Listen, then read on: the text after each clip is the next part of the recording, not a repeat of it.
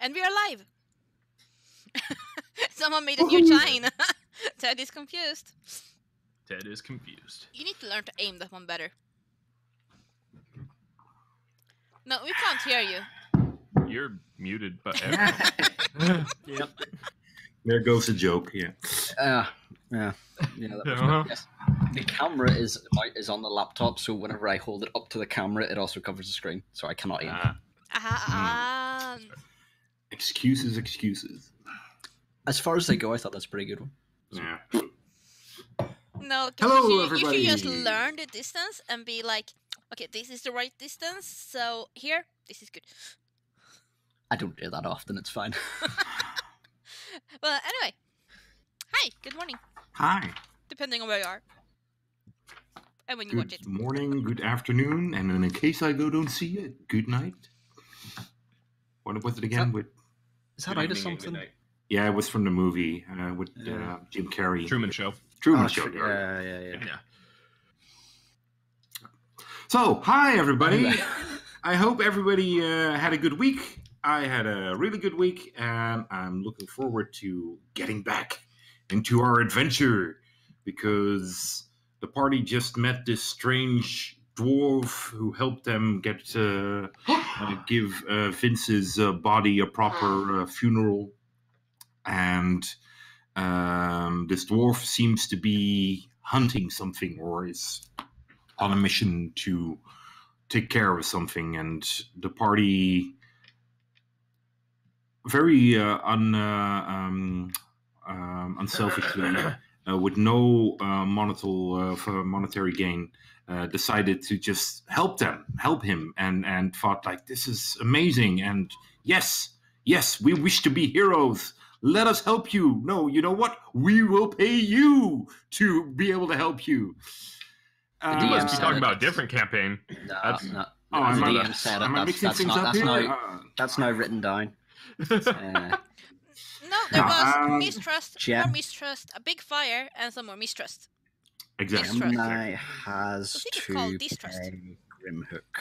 Talking behind people's backs, that sort of stuff. All the wonderful things going on. Reading people's minds. Yeah. I would like to point out, attempting to. Yeah. Attempting. Well, she got some surface faults. So. Well, yeah, but that's only because he couldn't do anything about them. His mind's got them big dwarven doors. You guys, oh, hey, are those big dwarven doors here? Just happy to see me. Yeah. Someone started playing with some rope as well. All right. Anyways, so you guys are ready to dive back in and go and get revenge for Vince and get paid while doing it. So, and I believe you guys started marching back into this dark area.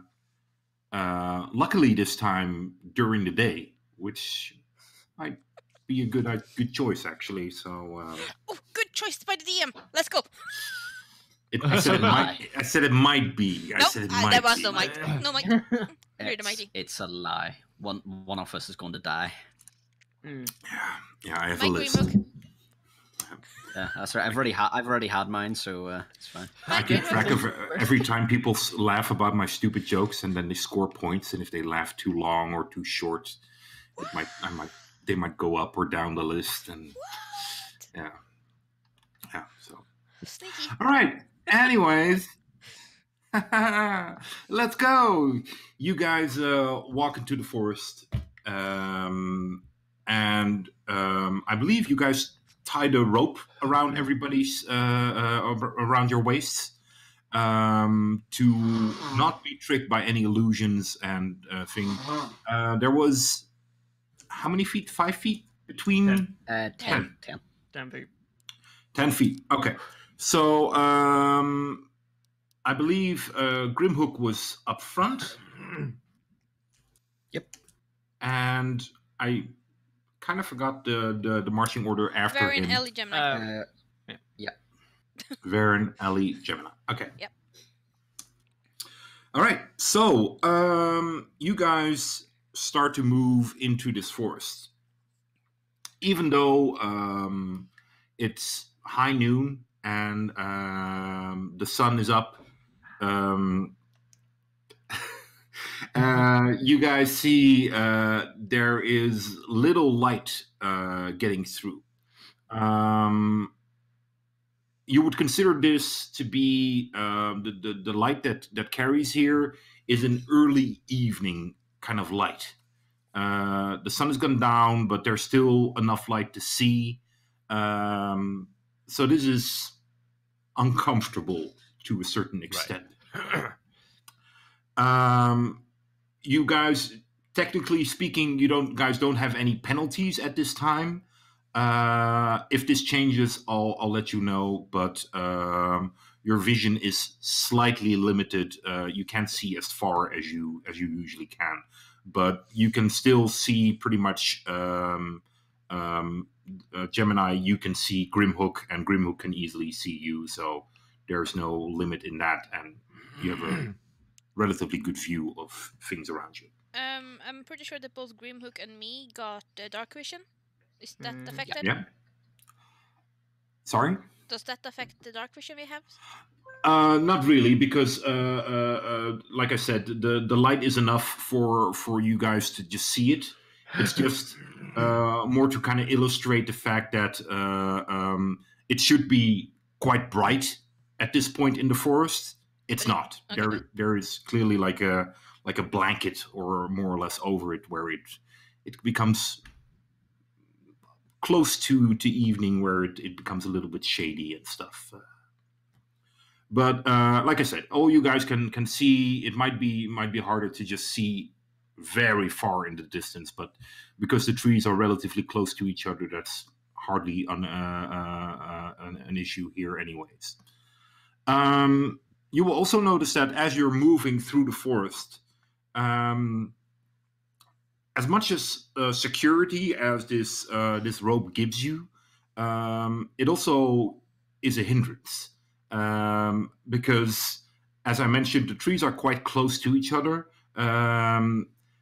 You can't just decide to, if somebody went past the right side of the tree, you can't just decide to go past the left side of the tree, because then the rope stops. So you guys really carefully have to follow each other. And with the big trees, this is a very clear choice where you go like, yeah, of course, we have to go. Everybody has to go. But there are things about shoulder height from plant growth here that makes it harder. The rope kind of hangs sometimes because somebody is a bit closer to the other.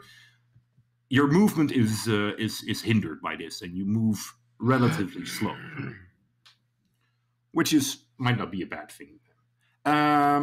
Grimhook, please roll your perception.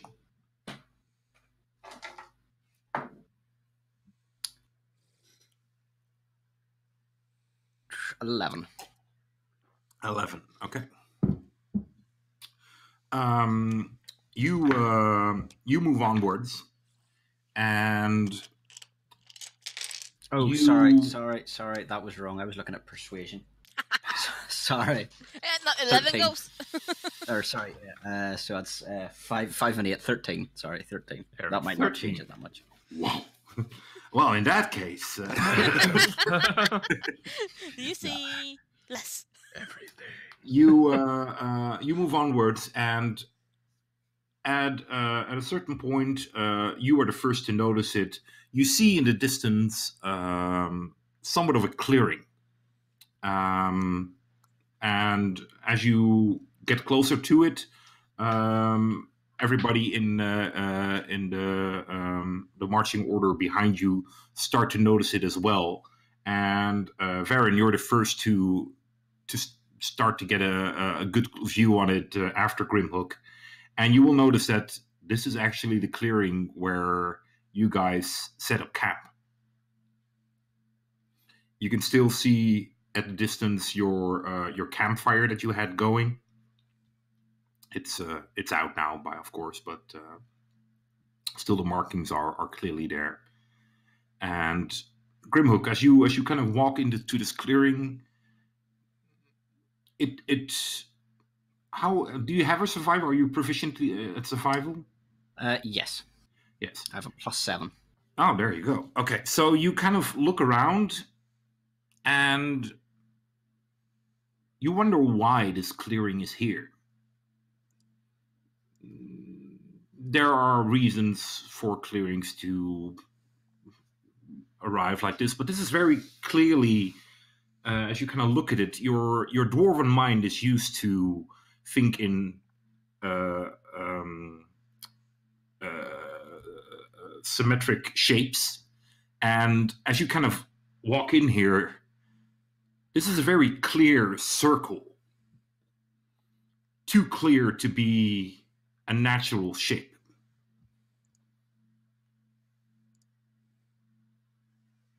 Okay. So you kind of, all right. You take it in for a moment. Everybody else starts to notice it as you, of course, walk into it.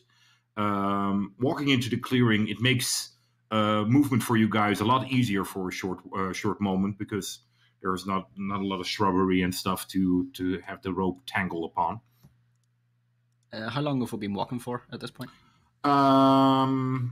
What did I say? About 2 hours, probably, or so. 2-3 hours. Okay. Grimhook will turn to Varen and be like, "Should we rest here for a bit?" Saying it's probably what time would it be? It's 1-ish, 1 o'clock. Yeah. So stop for some luncheon. Do we need to stop? Yes. Ellie, you will notice that as you kind of walk into the clearing, you see a very familiar tree.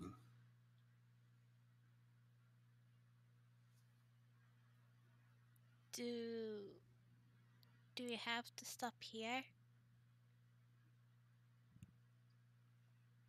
Grimhook sort of shrugs and goes, "It's as good a place as any. Looks like someone's already had camp here," and sort of gestures to the remnants of the campfire. Yeah, you would think that this is a good place because in the forest it'd be much easier for things to sneak up on you. Here they would have to pass through a clearing to get to you. But you are easier seat as well, of course.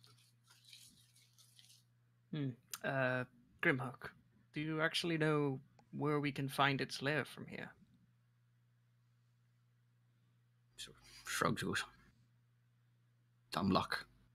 Odds are it'll find us first." Grimhook, you will know that these lairs are usually at the center of these areas.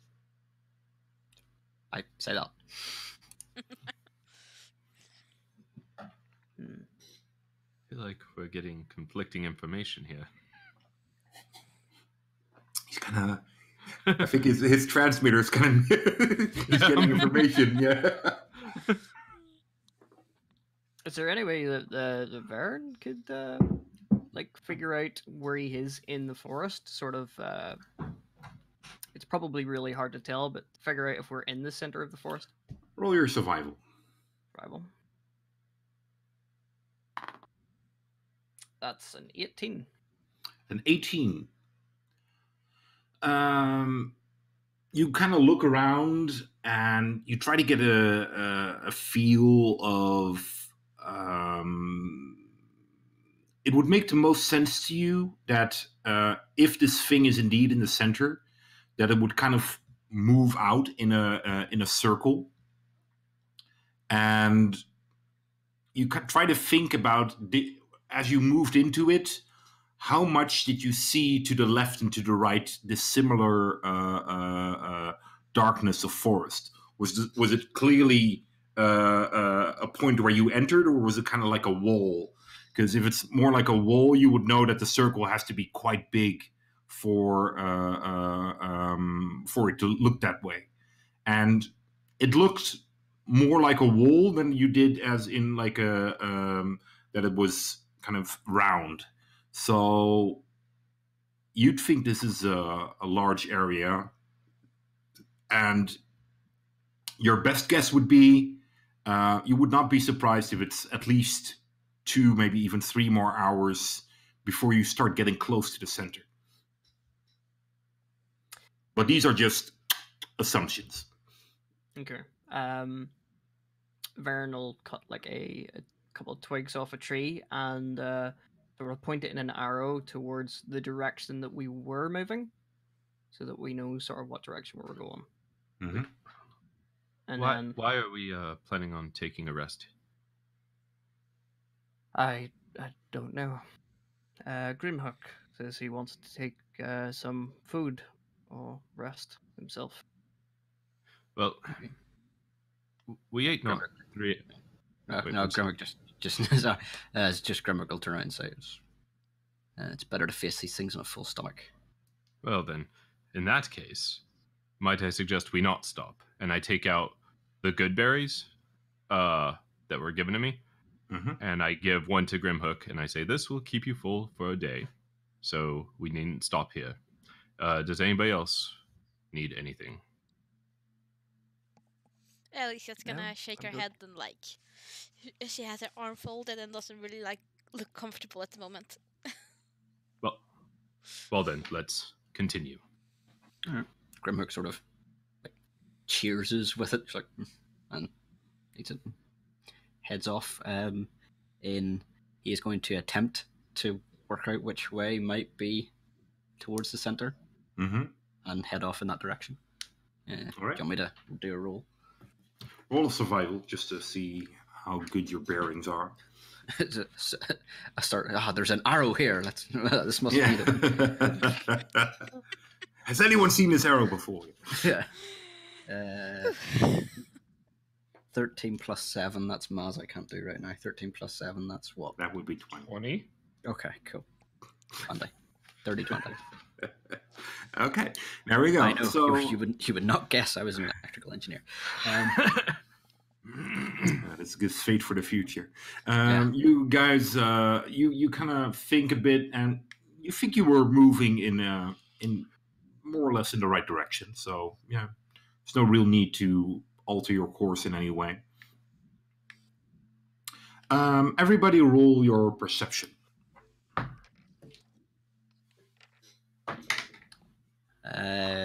30, 21.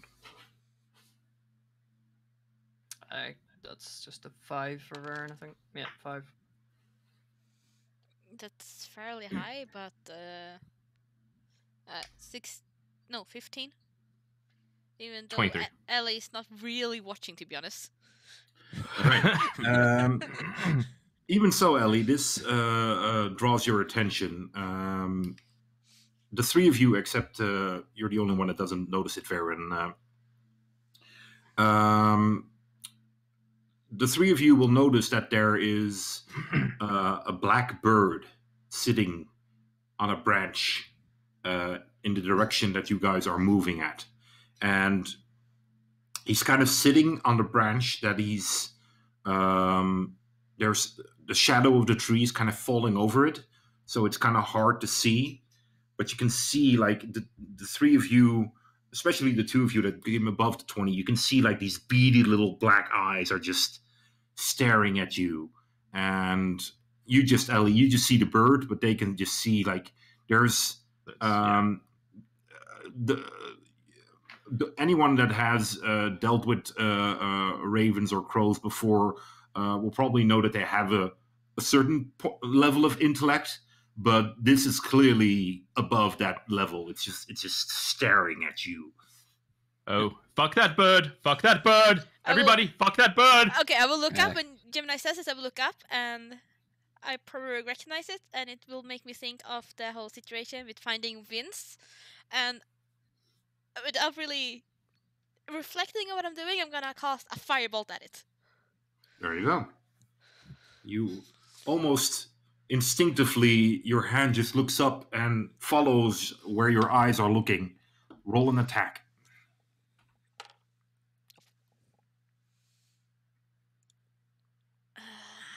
Wait, attack. Where's my spells? There. 15. 15. A firebolt just shoots out of your hand towards this creature. Grimhook, this will be the first time that you see Ellie just produce a bolt of fire, and it just immediately strikes this bird that is sitting on the branch. Roll for damage. It's a D10. Wait, those are 8s. That's a 10. Yeah. No. 4. 4. It strikes the bird and it falls to the ground. And as it does, you see there's a little poof, and there's only just 2 or 3 feathers now dangling to the ground, towards the ground, and it just land there. Grimhook sort of turns around at Ella and just goes, I like the enthusiasm, and carries on. She doesn't look very enthusiastic. She looks more like kind Yeah, of the like fucking numb flashback. like she's kind of breathing heavily, already, like some kind of pent up anger. She just like did it, and it's like kind of heavy, taking it a little bit taller, and she's like trying to like refocus. But when she started walking, and it was like and like slightly trembly.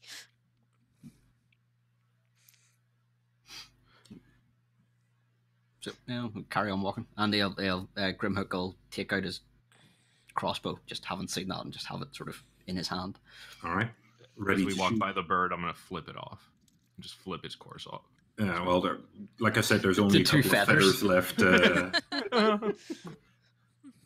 Actually, on that note, as we walk past the feathers, Grimhook will have a quick examine of the area that it poofed, just looking for same as what he was doing with Vince, looking for confirmation of things. All right, roll your investigation.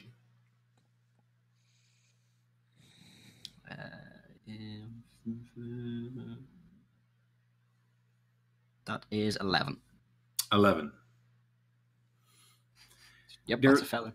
Yeah, you kind of look at it, and you kind of examine the feathers for a moment, and as you deem them relatively safe to pick up, you wouldn't feel comfortable bringing them along, but you could touch them for a moment. You kind of, while you're wearing one of your gloves, you kind of pick them up and you kind of look at it, smell it for a moment. There's too many things it could be for you to hone it down or to make a proper conclusion on this. All right, drop it and all right, carry on. So you guys leave the we'll, clearing. Pocket the feathers. You will pocket the feathers? Yeah. Okay. Do I notice don't this? Need to make quills, Yeah, does Grimhook notice this? Gem and I will definitely notice this because you're walking behind him. And Grimhook, I'll have you roll a perception. Oh, what is your passive perception, by the way? Sorry. I think it's probably really high. What am I? Oh, 15. 15, yeah. You notice this as well. He's not trying to hide it. He's just, you see him kind of, as he walks by, he just scoops up these 3 feathers. Stops, turn around. What are you doing? What? I'm not going to leave them to waste. They can be perfectly good quills. They could be, but we also don't know what they were. That creature might have left them behind for a reason. Do you want me to check to see if they were made from an animal? I'd rather you left them alone. After we defeat the beast, come back. You can happily take what you want. But until that point, do not touch anything. What would Varen need to check to see if these were from an actual animal? A nature check would be fine. I'd also allow a survival check, but the difficulty would be a little higher. Right. While they're having this conversation, I'm just going to get a look around, make sure nothing else is watching us. Roll perception. That's a 12. A 12. Also 12. Also 12. You, Varen, it looks identical to any feather of any bird you've seen, and you see nothing out of the ordinary. There's nothing that would make you think like, nah, this thing is tainted. So no, this all looks perfectly normal. Yeah, You, they- Gemini, don't see anything out of the ordinary around you.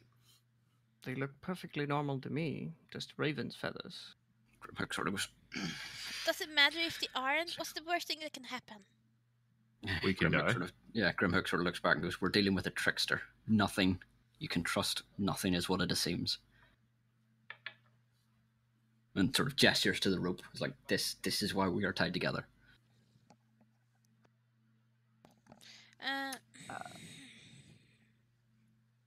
Varen takes one of the feathers and snaps in half.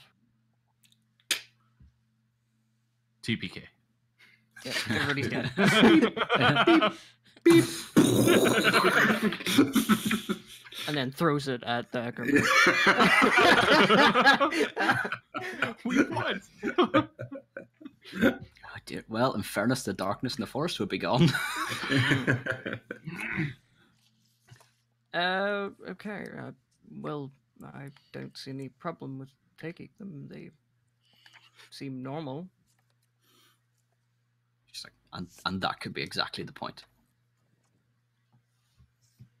Usually illusions disappear when you touch them or break them. Might not be an illusion. Oh dear God. I will buy you a quill when we get back to town. Not Oh, a I good have- quill, but a I quill. have quills. I'm just, not wasting. Are you a them. quill collector? A good animal worth of resources? It was not a good animal. It was a bad animal. Yes, and now it's dead. Yeah. Grimhook's like, we do not know that. I do not see a body. Well, yes. Man has a point. It's like, put the quills down, or the feathers down. We will carry on once we kick the fuck out of this thing. And he's Move sort of away from the quill. as he's getting more irate and swearing a bit, he starts slipping into dwarfish for some of the swear words. He's like, put the fucking thing down, and we will carry on. On the way back, I will kill as many ravens as you want, and you can pluck them dry for all I care, but we have to move quickly before it gets dark. Whatever. This kind of thing happened all the time with Vince's freaking bird. Gemini, do you agree? With setting the quill down, I agree with moving quicker. Ellie, do you agree with the quill thing? Whatever, let her find us. Then we can kill her quicker and be done with it. Yes, I suppose it is a bit memory as well. It knows where we are. Yes, screw the quills. It brings back too many memories. Varen just throws them aside. Grimhook lifts his hat and sort of puts his hand through his hair and goes, thank Kellamvor. Puts his hat back on. Carries on. All right. You almost feel a little kind of tug in the rope, Varen, as it just starts to march away. Yep. Varen just as the dwarven mentality is like he's lost time in that, so he's like, we have to move quicker to make up that time. Yeah, we have to catch up. We're on a schedule. Says the man that wanted to stop. I actually have a brilliant question. That was accounted for in the timing. Seeing both Varen, Grimhook, and Gemini has like more movement speed than me normally, yeah. So even though Grimhook is trying to speed up, can I still kind of walk behind both of them kind of easily because both Grimhook and Varen is quite big, and they kind of makes a path for me, right? So I can kind of easily follow behind them because I'm quite small.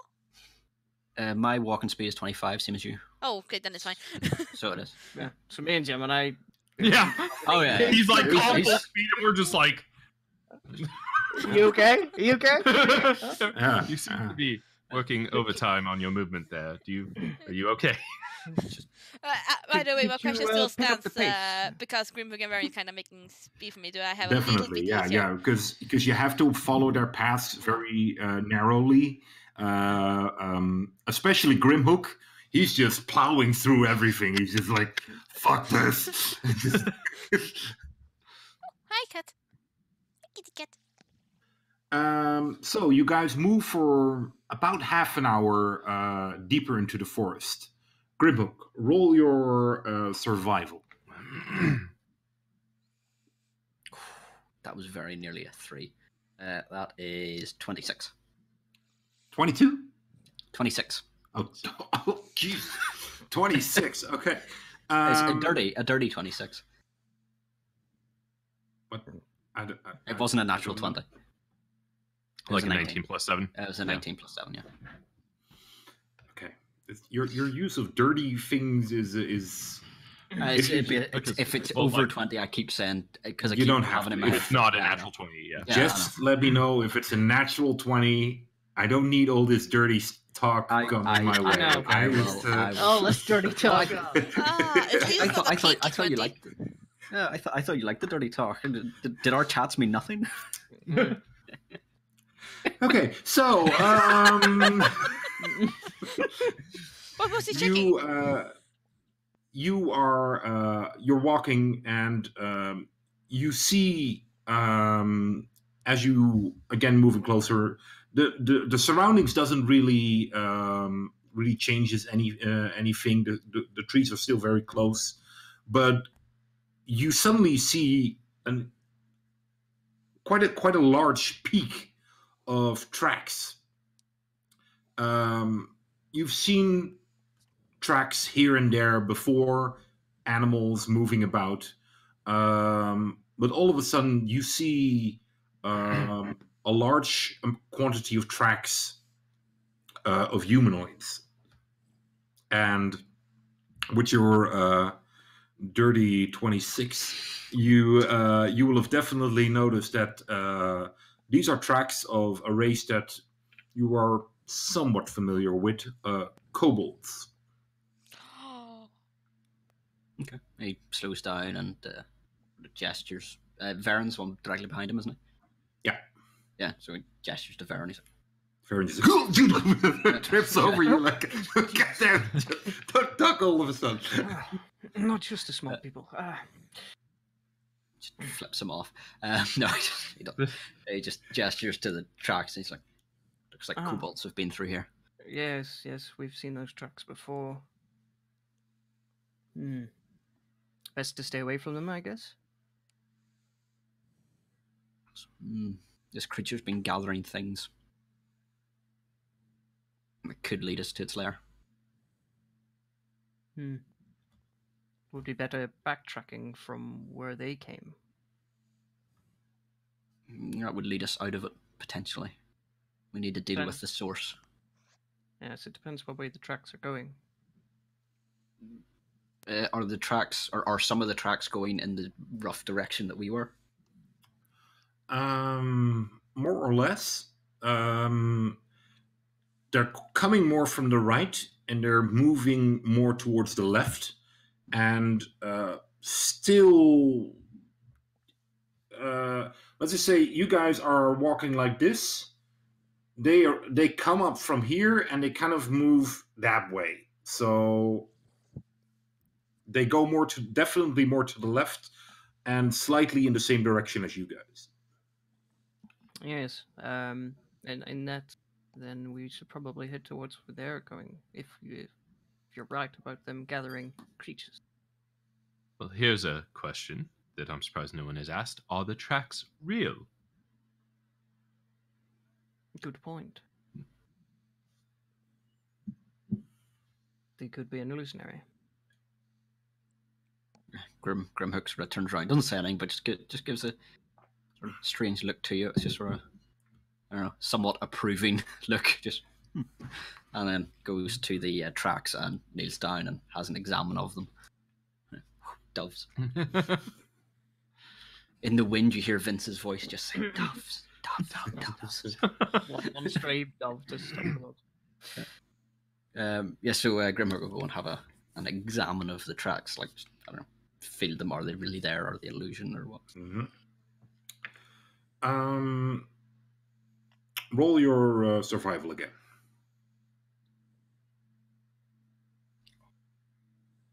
It's 25. What kind of 25? Dirty? Yeah. Is that dirty 25? Sorry. As a filthy 25? Fucking 25. You kind of look at the tracks and usually just observing them is enough, but now you take the extra effort into touching them, and you look closer.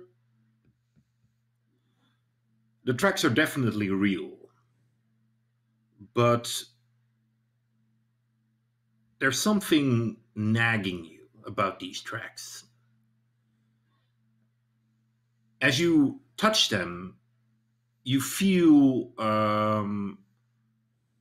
you can clearly get a very good feel about the deepness of the tracks. And as you kind of place your thumb in where the imprint starts to the side of it, you can feel that these are very thick for deep imprints for kobolds. And your brain kind of starts to process this, and you're kind of worried about the fact that these tracks almost seem too clear, too, oh, look at us, we're moving this way. Okay. She stands up and goes, they're real, but something's not right. They're a bit too perfect, a bit too imprinted. Somebody planted them here? Possibly. Right. So, I say we don't follow them and carry on the way we were going. If I was the creature and I was worried about us being here, which she fucking should be, again, swearing in Dwarvish. Just as a note for any time he swears, it's in Dwarvish. What are these words you're saying? You're swearing. speaking common, and then, okay. Those are your swear words. They're really okay. bad words. See, You shouldn't What use does it them. actually sound like in Dwarvish, by the way? do you know what? I will get. Someone will have a translator on the internet that has this on there. I will get it Yeah, for I next will. time, and I'll play them for you. But yes. If I was her and I was worried about us being here, which she should be, I would want to try and lead us astray, potentially into a trap. So I reckon we carry on the way we were going. Reckon, that's a Dwarvish word. Sure. Okay. The southern Yeah. dwarves. Yes. Yeah, Okay. yeah. No one talks about them. Right, then yes, I agree. Yes. Shall we? All right. Carries on. You guys move on, and 10 minutes later, roll your perception. Okay. Grimlock. Sorry, he's in front, and you guys are all the way back. He's doing most of the. Hey, do I see this or not? Are You have to wait the full 10 minutes? Or... How dare you? You said in 10 minutes. Roll perception. 10 minutes later. Oh no, wait. You're right. We should all wait 10 minutes before. Yeah. I thought Yeah, that, that's perfectly fine. I could just write some emails, get some job work done. Yeah. Engaging content. Yeah.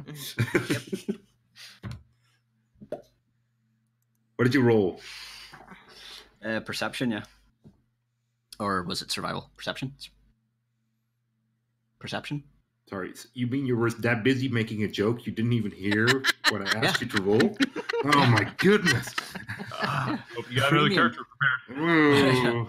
Wait, I need to update my list. One moment. Yeah, 4d6, isn't it? Yeah. I would like you to roll a perception if that's possible. Now. Okay, now? Okay. Now, yes. Right now? Yeah. Okay, perception. So that is 16. 16. You see in the distance, behind a tree, a kobold kind of looking at you, and his eyes just are wide, and he just shoots back, and you hear him in the distance like running away.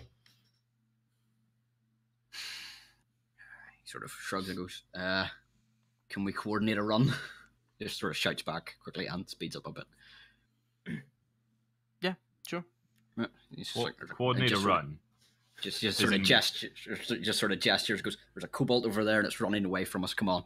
How far away is it? Well, How far He away? starts to run. You guys don't really have time for this to. Okay. No, my point is That's what you're doing, right? You're starting to run. Yeah. Like he So after he shouted back to them, he started. The to... rope kind of pulls. Varen, do you run?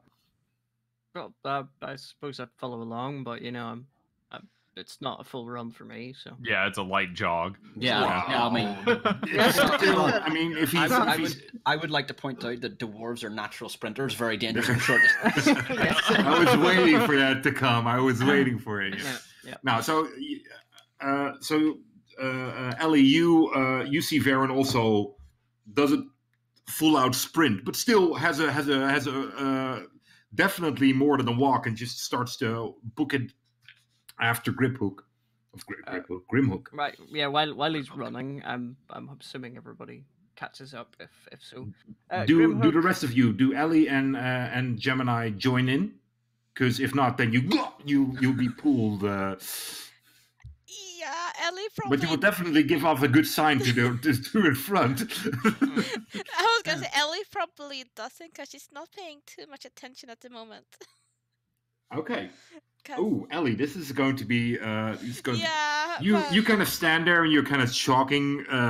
You're kind of like looking at the pass that these two in front of you making, and you vaguely hear them picking up pace. Gemini, you will kind of see this, but it's you're like your mouth opens or not to say something, and you see the rope between Ellie and Varen kind of pull throt. And you see Ellie just going up into the air because she's a lot smaller because the rope kind of goes down to her. So she's, ding! So she's just banging between the two of you. Yep. I'll slightly jog so it's not completely taut and she can get some bearing. And I'll... you match speed with Varen? No, I go okay, then, a little then bit the slower. rope remains taut. Okay, well then I guess I'll match speed for a second, and I'll say, wait! Just wait for Ellie. Why are we chasing a kobold? Slow down. Yes, Just slow down. Varen will sort of slow down and shout to Grimhook. Grimhook, are you sure that it's real? Grimhook slows down to a jog, turns around and goes, "That's what I'm trying to figure out. I just need to get in range of it." Ellie, you're now kind of hanging to the side. The rope kind of turned you a bit. And you're like, huh? Okay, biggest fucking question here, because Ellie's about to do something really stupid otherwise. The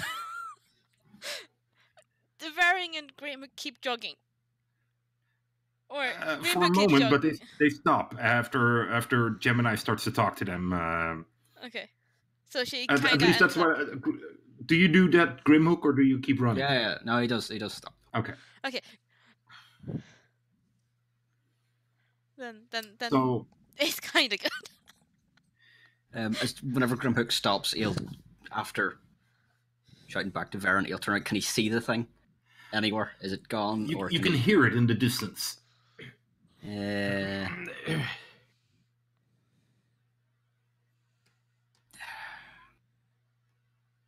We weren't being very stealthy, so I suppose it spotted us now. Grimhook turns. It's already spotted us. That's why we were running. You move a bit closer, I'm assuming, Gemini, to kind of let Ellie lower to the ground. So you feel the forest ground, Ellie, kind of softly embracing you, lower down. For fuck's sake. This was not very pleasant. There's some rope burns on your hips, on your waist. Oh, fucking cold shark. This is clearly directed towards Grimhook. By the way, it's Dwarvish for ex-idiots. Fair enough. Nice. Impressive. Yeah. Grimhook will backtrack somewhat and go, "So why did we stop?" Why are we running? Why? Yes, that's the better question. We stopped because we shouldn't have been running. Ellie was pulled taut in midair because of your haste because of your need to run after a kobold for no reason. How about you see him, explain to the group? He starts to bare his teeth and he's holding back his temper and he's like, so you heard that we were chasing a kobold, yet you still asked why we were running. There's plenty of kobolds in this fucking forest. We says, fought kobolds. Gemini We has much sharper hunted teeth. kobolds. We burned kobolds. Why are we chasing another kobold? Is because these ones are potentially in the thrall of that creature, and if that thing was real, it is potentially reporting back to her where we are and what we were doing. I am at the head of this, and I'm the one paying you.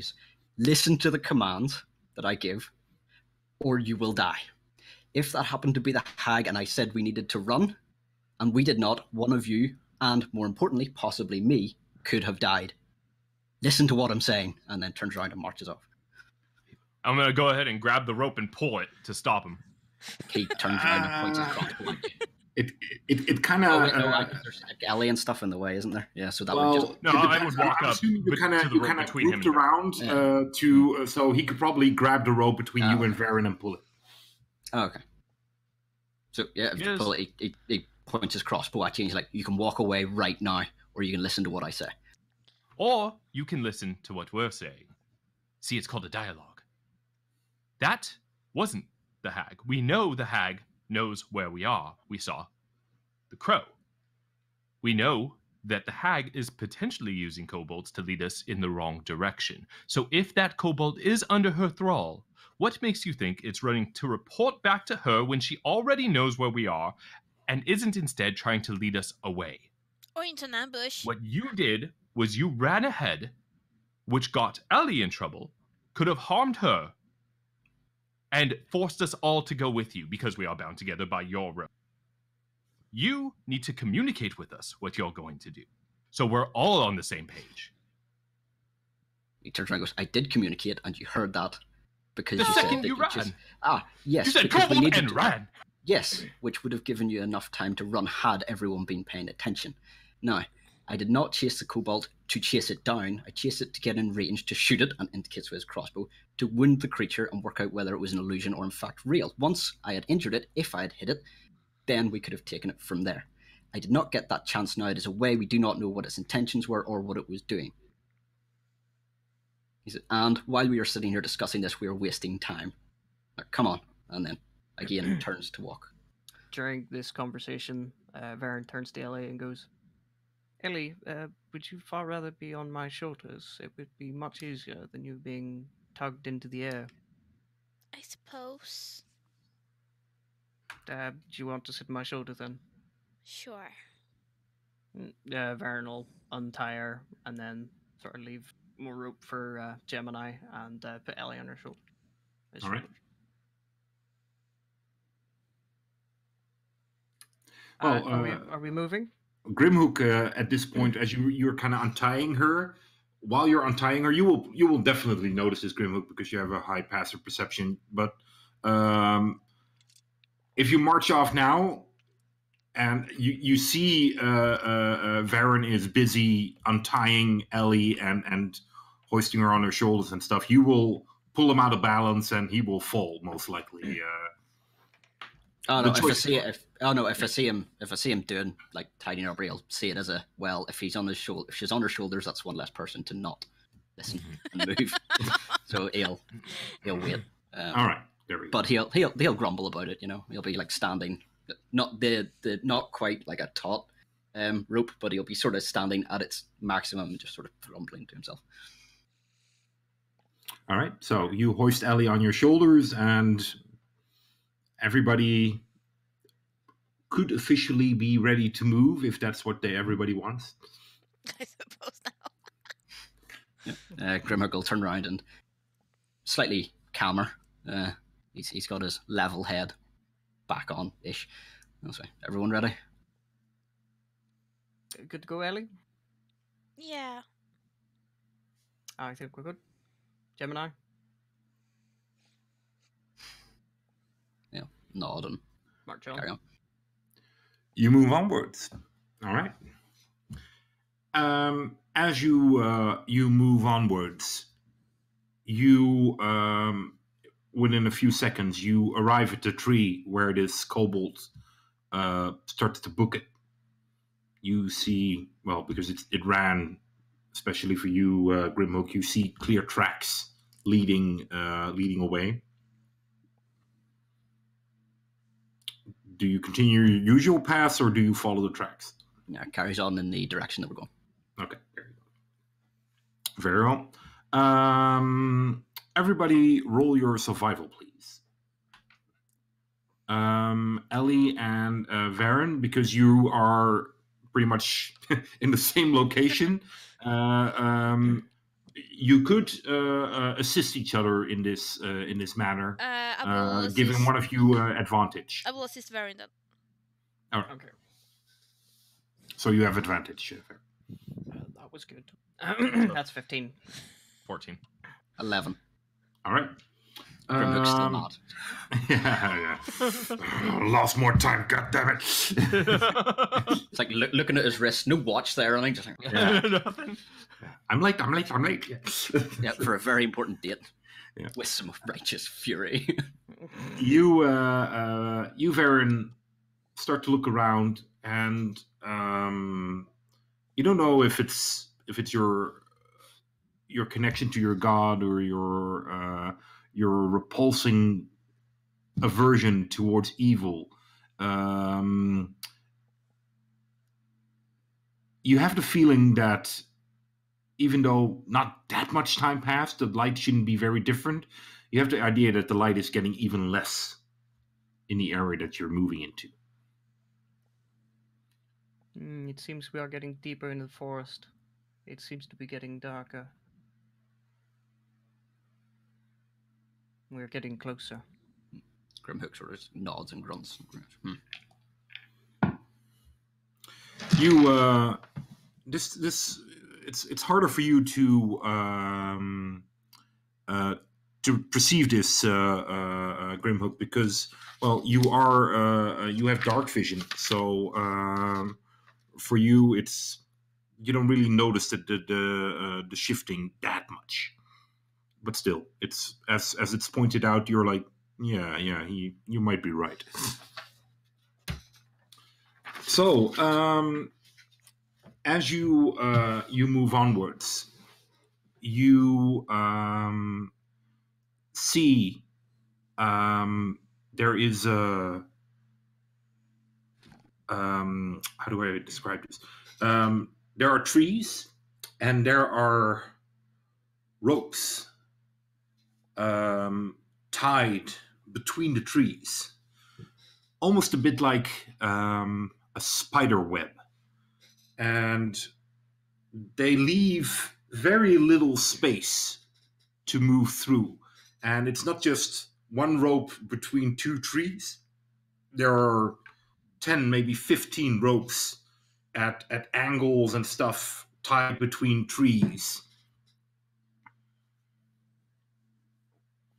And this seems to, as you're kind of looking at it, you all see it as you get closer.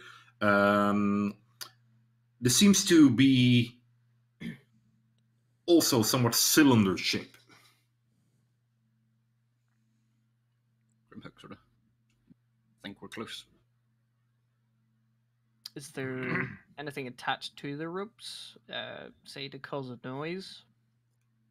You look at them, and you have to kind of shake your head, because there are so many ropes, and it's hard to tell where one starts and where one ends.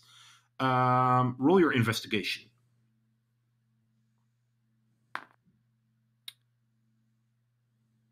That is 17. 17. You can't really make out where and how and what, but yeah, you think you're pretty sure that these ropes are most likely attached to things, and it might, hopefully it's just to make sound, but you think there might also be traps that might hurt you. Yeah. Grimhook. Have you seen this before? Nope. I would be wary of those ropes. They might be traps or an early warning sign. Now, I know we've already probably been had, but best not to give them any more information. Or death. Grimmick sort of looks at it and goes, yes, we can either... I can burn a hole through, or we can go round and see if there's an entrance. I think I can burn a hole. I can burn a hole through, so I had to check there what the spells have. I would probably prefer going round, but I don't know if there will be an entrance. Yeah. Do we get a is there like a rough idea of knowing like how large the circumference is of it, or Not extremely large, but you have the idea that it's largish. It's not in a perfect cylinder by any means, but it's definitely blocking your paths to get through. And as you kind of look around it, you see it kind of the same types of ropes and constrictions. You can, as far as you can see. Okay. And also, the ropes don't completely block your view, and you can see that it's quite quite thick. It's not like there's only one layer of ropes. There are several layers between you and where the ropes finally stop. Can I maybe see a bit further since I'm on top of Varen if I look? You look and you think there's at least a thickness of 10 feet of ropes behind each other, and not just behind each other, but also entangled with each other. And at least this is as far as you can see because the trees are too thick together. At least 30 feet in each direction. Does it look like there's enough space for someone to get through, or are you bound to get stuck if you do it? You could probably get through it. You are quite small of posture, and yeah, you could probably get through it. The other three, that'll be a challenge. It all depends on. You could probably grab some ropes and with a little effort kind of push them up a bit and just step under them and stuff. The thing is, you don't know if you want to be touching these ropes. Grimhook sort of looks at them and goes, yeah, they could also be an illusion. No, I don't think these are an illusion. Well, if they are, it's a good one, because the rope's gone for quite a while. And it's really intricate. Yes, I partake a bit in illusionary magic, and this appears a bit out of the breadth of that. Not right. So, what do we do? Do we? I mean, they go on for quite a while, both to the sides and inwards. I think I could possibly make my way through, but nope. Nope. I don't think you guys can. If you trip even one of those wires, we don't want to see what happens. Grimmick sort of turns around and goes, yes, and if you get to the other side and there's something there, I don't think you'd want to face that on your own. Oh, you don't know her. She very much might. Depends on the mood she's in. I don't want to. I think it's best to play this cautious. Does everybody agree? So, we go around the outside, see if there's entrance. If not, we take it from there. And the DM looked happy about that. The DM is dancing. I was just thinking about round the outside. That was just song. Sorry. Just imagine how we're like walking around on the outside. Funny enough, that's what's going on in the DM's brain right now. You know, we're discussing important information. He's just like, yeah. Yeah. Like, Over on the outside. Get you outside. Yeah. I think that means that's a safe option. Yeah. Someone might die. That's sexy, yeah, and I know it. I could probably set it on fire otherwise. Just burn a hole through it. Yes, but it's probably best not to. Do any of the ropes look like extra taut? No, they all look pretty taut. Okay. Is there a stick, like a big stick or something around us? Depends on your definition of a big stick, but Like Branch? maybe 2-3 feet. Yeah, branch. Yeah. yeah, 6 inches? definitely. Yeah, there should Okay. be. I'm gonna grab one, Mhm. and then I'm gonna walk up about maybe 5 feet outside of where the ropes are. I'm If gonna you try- stick it in the ground, Okay. and then I'm gonna say, "Here's the plan. We walk around. When we get back to the stick, if there's no opening, then we burn a hole through." Yes, I agree. Grimhook nods and sets off. Goes. All right. Right. You guys start to make your way around, and you walk, and whoever made this has put a tremendous amount of time and effort into this, because you kind of have the feeling that you're walking past this the walls of a city, because it's just, you keep on walking, and the nature is different, of course, and you see that things change and stuff, but these ropes just keep on going, and you walk for half an hour. I'd like to just keep an eye out, make sure nothing's noticed. Roll your perception. That's a 10.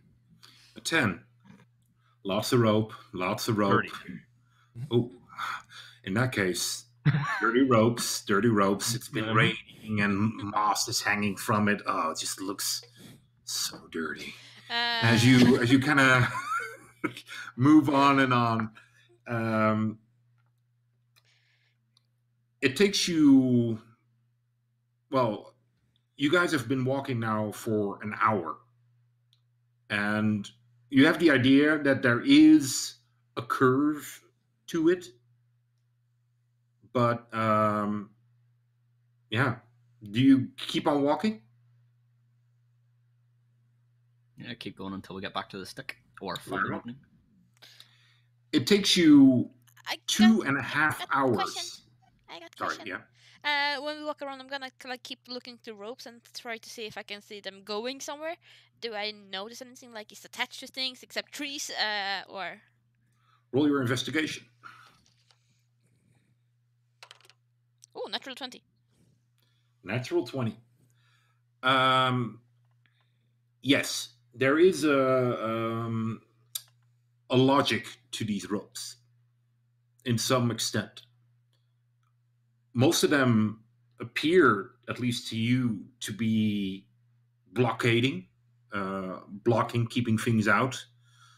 But most of them seem to be also connected to each other. And there are ropes leading upwards, higher into the trees. And they're connected to something. But you can't make out what it is because the foliage is too thick. Okay. I'm just gonna sit on this information till we stop. All right. So it takes you guys 2.5 hours to walk all the way around it. And you return to the stick. It seems it's a full circle then. Grimhook sort of lifts his hat and stands through his hair and goes, right, we're And burning through. and I'm just gonna wait, and I'm just gonna start looking at the ropes here and see where they go, and try to see if I can see the same pattern here, because I kind of know what I'm looking for. Yeah, pretty much. It varies from place to place where you walk by, but also here, now that you look carefully at it, They're very, very well camouflaged, as in that they're leading upwards, but there are definitely at least 8 ropes going up that you can see from this point. I think we can maybe make our way through more sneakily. Cause like not all ropes. I think not all ropes are trapped. Like that rope and that rope and that and that and that and that and maybe that one. And I would just Yeah, like that's point in the air above Baron. You just see her pointing at ropes, and you're Yeah. like, "There's a ton of ropes there. Which one do you mean?" Yeah. like look. Well, they, I get the general gist that it sort of confirms my suspicions. So what you're saying, Ellie, is that they do connect to something, and it will be a warning device of some sort. maybe or a trap of some kind, but there's also ropes that just seem to be not connected and safe to touch unless they're like magically trapped or something. Grimhook turns around and says, "That's DM died." Grimhook turns around to Ellen and goes, "That's fine, but if we accidentally miscalculate and hit one that is triggered, I would rather not be under there when it goes off. I would rather burn them from a distance. That way, if there is an alarm bell, they probably already know we're here, and if it's a trap, we'll be standing far enough back that hopefully it won't hit it, or we'll have time to react." Well, nonetheless, they know that we're going to be here. Well, you do your thing then, and Gemini's going to use the full 20 feet of rope length that he now has to get back and kind of Spider-Man crouch in the back, stay real low, and just wait for whatever's going to happen to happen. I will grab onto Baron. Like hold on to like his Not the eyes, dear. Not the eyes. No, I will grab like his like cloak or something. You kind of grab his horns. No, I won't do that. That feels really rude. Yeah. So I will grab like his like backpack straps or something, or like the cloak, Funny enough, Okay. you'd be sitting on top of it, so you will. fabric of some kind. Before Grimhook starts doing anything, he turns around and says, "In the fight, if you need to, and you need to cut the rope to get movement, or to be able to move more freely," he sort of looks at Gemini and Varen in particular, "do so, but keep us all in sight at all times. If you lose sight of even one of us, fall back until you can see us. Do not chase anything." Oh, we're not the ones who've been chasing things.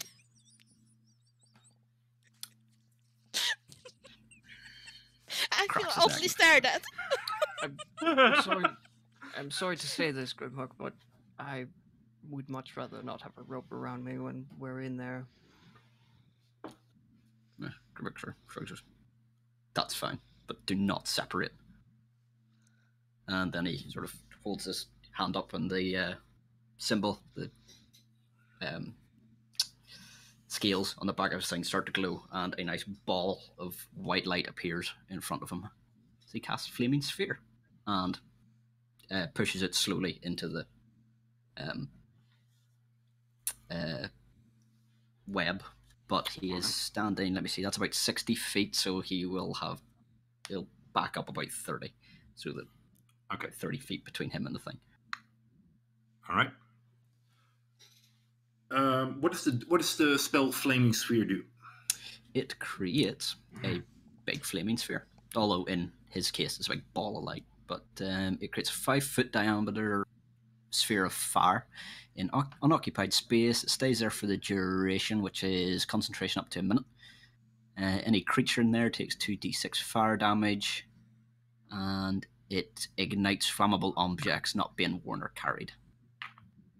All right. And you also can- casts light. And I think you can push it on your action. As an Yeah, action, you can move it. as a bonus And- action, you can move it. And does the sphere need to be on the ground, or can it just move through the air as well? Yeah, it just moves through the air. Okay. So, but I have it sort of at, I don't know, people height-ish. Okay. So it's not Make it- touching the ground.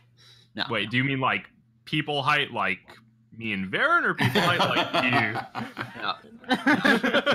you? People height. You haven't annoyed him quite that much. It's close. It is getting It's close. in there. but not quite. No, he has it at people height.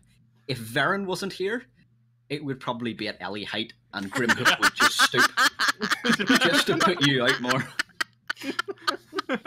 But because Varen's here, he's sort of offsetting that. So yes, it's at human height-ish. All right. Yeah.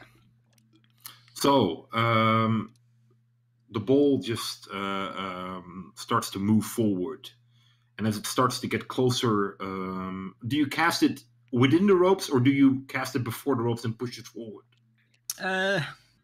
Probably just before and then push forward. Okay, so you summon this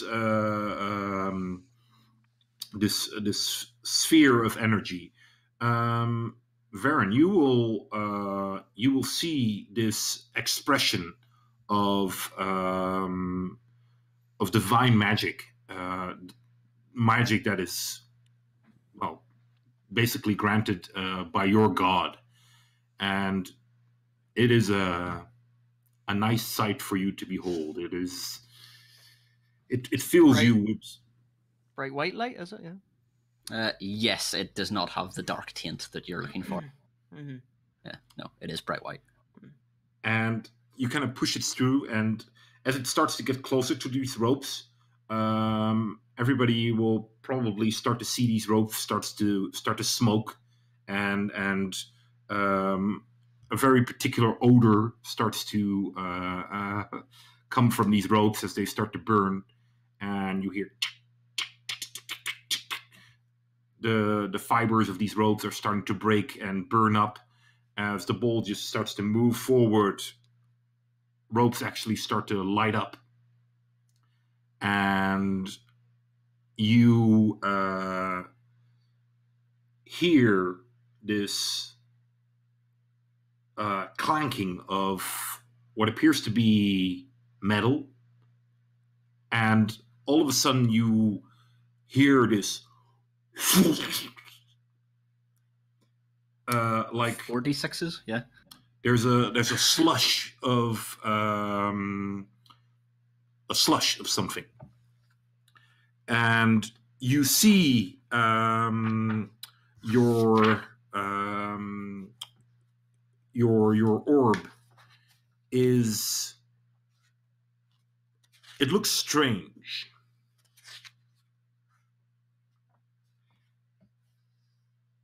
Very strange. It seems misshapen.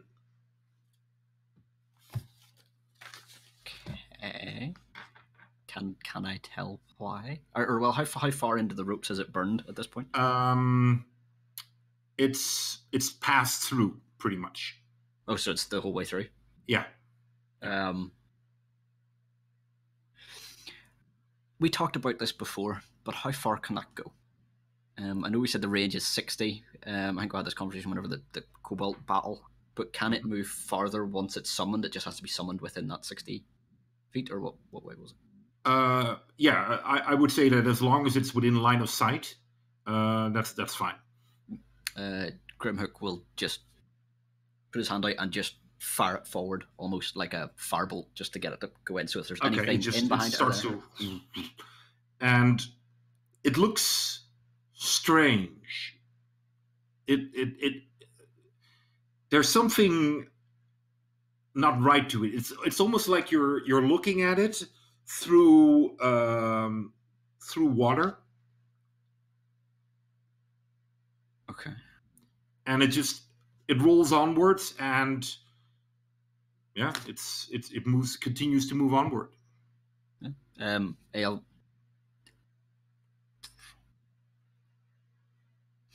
will it? Yeah, well, that's gonna pop out in a minute anyway. So yeah, you'll sort of let it go and dismiss it. So Can you'll I just make it as a beeline across. Can I like throw a fireball behind it? Because I think that looks like very strange magic, and I'm like, is it just him or is it something in the air? Whoa, Ellie, whoa. I'll have everybody roll Can I a bitch us some perception bucket? check. You're a shitball. Yeah. Oh, that's bad. 10. 15. 18. Filthy 24. What kind of 24? Not Filthy. It's dirty. 24. Dirty. It's dirty. I think it needs a bath. You guys kind of look at it, and it takes you a moment to kind of take in what you're actually seeing. There is apparently a semi-cube-like shape, but it kind of follows is pretty much as wide as the trees, and it's moving towards you slowly but surely. Grimhook's out. You're on your own. I was untying the rope by this time. Does Grimhook know what it is? Roll your history, intelligence, that sort of stuff. Can I get on that too? Yeah, I sure. think I'll go for that too. I won't because I haven't studied magic. You have no idea what. 19. You don't see anything. Then I want to cast my firebolt. That's an 8, I guess. 19. That's a 5. And I'm worried 19. I'm using up all my good rolls here. You, Grimhook, will notice that if you're looking at it and you think like, what the hell? And you realize this is a gelatinous cube. Yeah, it is. Fuck. Okay. At this point, Grimhook will untie his thing. He'll untie from his waist and go, sort of point to it and go, that is. I need a good word. Oh, you sent me a good word, Ellie, actually. Let me see. Ellie was sending me I sent him some. I found some dwarvish swear words, or like I Dwarvish found words. dwarvish words that can be used as swear words. a Norgach. Is that how you pronounce that? Yeah, I think so. Like make it harsh. Norgach. Yeah, Norgos. Yeah. He looks and goes, that's a Norgach. Norgos. Fucking him? bad news. Nor. Even. Big Dwarvish, Nor. but Yeah. I can see that is bad news. He sort of backs up because he's obviously it's just absorbed his big ball of fire and didn't seem too fussed about it. So he sort of backs up and goes, guys, I don't know whether we should fight or flee at this point. It is entirely up to you. And he's sort of backing away from it a bit. Yeah. And he sort of glances and goes, anyone do a check, make sure that's not an illusion. But if it's not, we're in trouble. Your ball of fire went through it. I think it's not an illusion. Would a ball of fire not go through an illusion? Or would it dissipate it if it... No, it will probably exactly go through it and do nothing. And did this do that? Or did the jelly move? Or even react in any way? Can I It was cast a hard- fireball yet? It was hard to see. Yeah, sure, you can cast your fireball. Oh, I know how to figure out, guys. If it passed through it, it should take 2d6 damage. It's a 9. It's a 9. Gas cube. You just and you see your ball of fire just roll for damage. Oh. Can I roll for Where'd you damage? go? There. Can I assess the speed that it's moving at? 4. Not the 4. Oh yeah, 4. 4. Okay. Yeah. You can definitely. It was moving, and let me rephrase.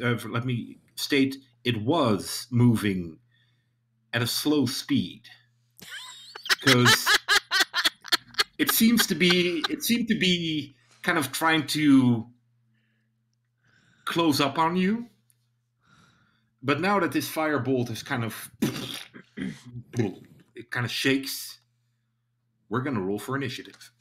Shit. But it seems real at least. Alright. Well, yeah.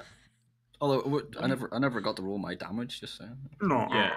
Oh, me. Oh, that's horrible. That's a level 2 spell. Fuck you. Don't worry, I've still figured out its general damage and I gave it to you. Oh yeah. Guys, I'm I've happy. rolled Appeasement. amazing. I rolled a clean 3. Oh, Wow. nice. At least I don't have to go last.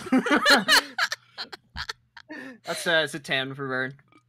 That's a 19 for Grimhook. Had one A more 16. good roll left. Maybe. 16 for you, Gemini? Mhm. Yeah, okay. Grimhook, you're first. Did we get a bead on how quickly it's advancing?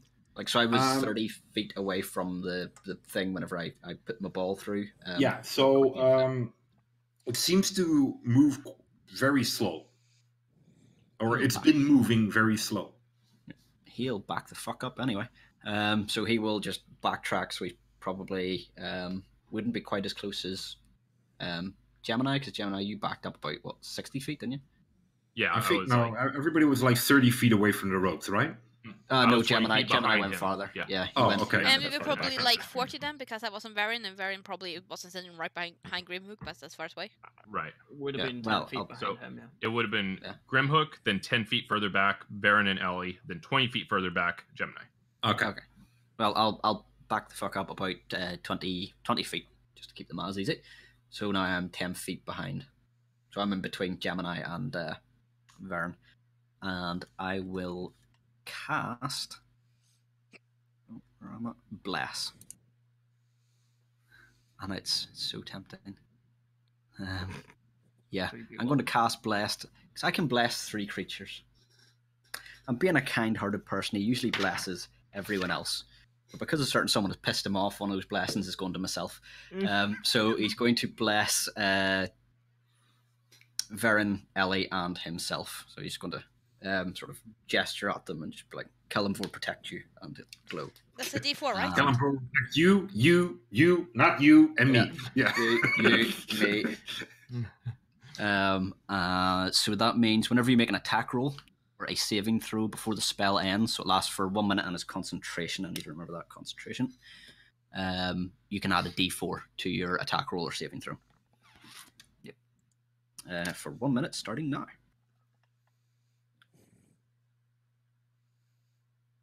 All right. And that's well, actually, bonus action. I don't know whether he had his crossbow out or not, but if not, can he use his bonus action just to grab it, just so that it's unholstered? Yeah. And that's him. All right. Believe it or not, the gelatinous cube is Jesus. rolled Dear. particularly good for this creature on initiative. So it's it gives itself a boost of strength of speed, and it just slides forward, and it comes to Varen and Ellie. It would be in front. Dead. Just dead. You guys need to roll a dexterity saving throw. Oh, wait. This is Oh. horrible? Give me 1 sec. Let me bring it up. Remember, you can add a No. d4 to your saving throw. It works for bless as well. That's not gonna help. How much? It might. This is targeting 2? me, isn't it? Yeah. I rolled that too, so D4 is not gonna help. Okay. Pure metagaming is not gonna help, I'm pretty sure of that. Grimhook's just like, yeah, Kellamvor won't protect that. How are you doing, Varen? This is targeting me, isn't it? No, it's trying to engulf you. Well, it's just a situational bonus I get from my shield, being a shield master. It says, I get the bonus ace. Is it bonus dex, save throws, or other harmful effects attacking me for a dex save? Sorry, I didn't quite get what. Right, I'll read it out. When I'm not incapacitated, it adds my shield's AC bonus to my dex saving throws against spells or other harmful effects that target me. Is that not only whenever you have a shield out? Probably. Yeah, you would have to have your shield I out. wouldn't have my shield out yet. Yeah. Then it won't add up. Right. But otherwise, it sorry. would definitely you would have definitely have that. Yeah. That will be a 12. A 12. Okay. So, Ellie and Varen, you see this strange thing, which is hard to get a beat on because it seems to. Oh, okay. It seems to. It's super transparent, so it's hard to view. But now that it's moving faster, you get a better view of it.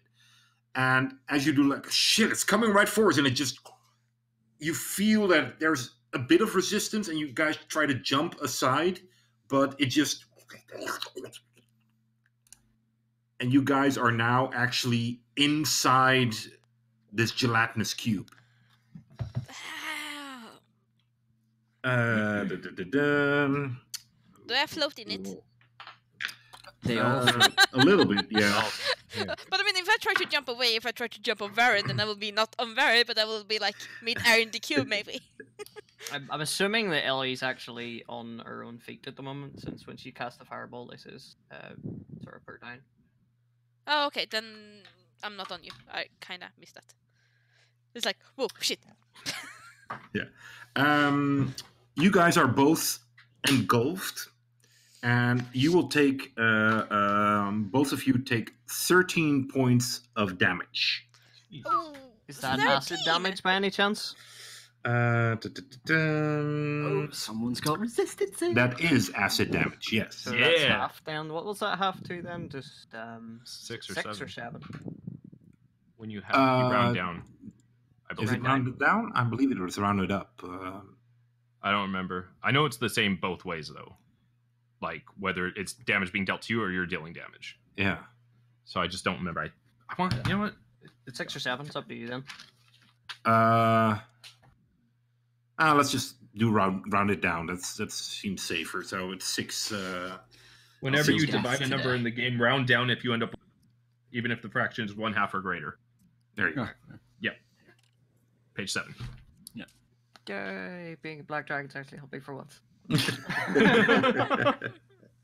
know, I just got the image of you like being in the gelatinous cube and just going, yay! And like wee bubbles going through it as you say.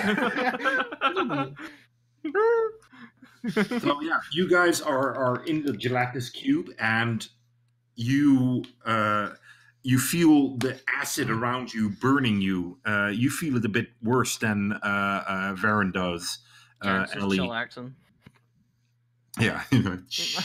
Oh, finally gets all those dirt off my armor. Yeah. It's turning from black back to its original color. And you will. That is troublesome, of course, that you feel this acid trying to burn you. What also troubles you is you can't breathe. Yep. No, don't scream that waste breath. Or even not. You're in the thing, so it'll be bubbled. You lose more of your breath, so thank you. Yeah. So Take 1d4.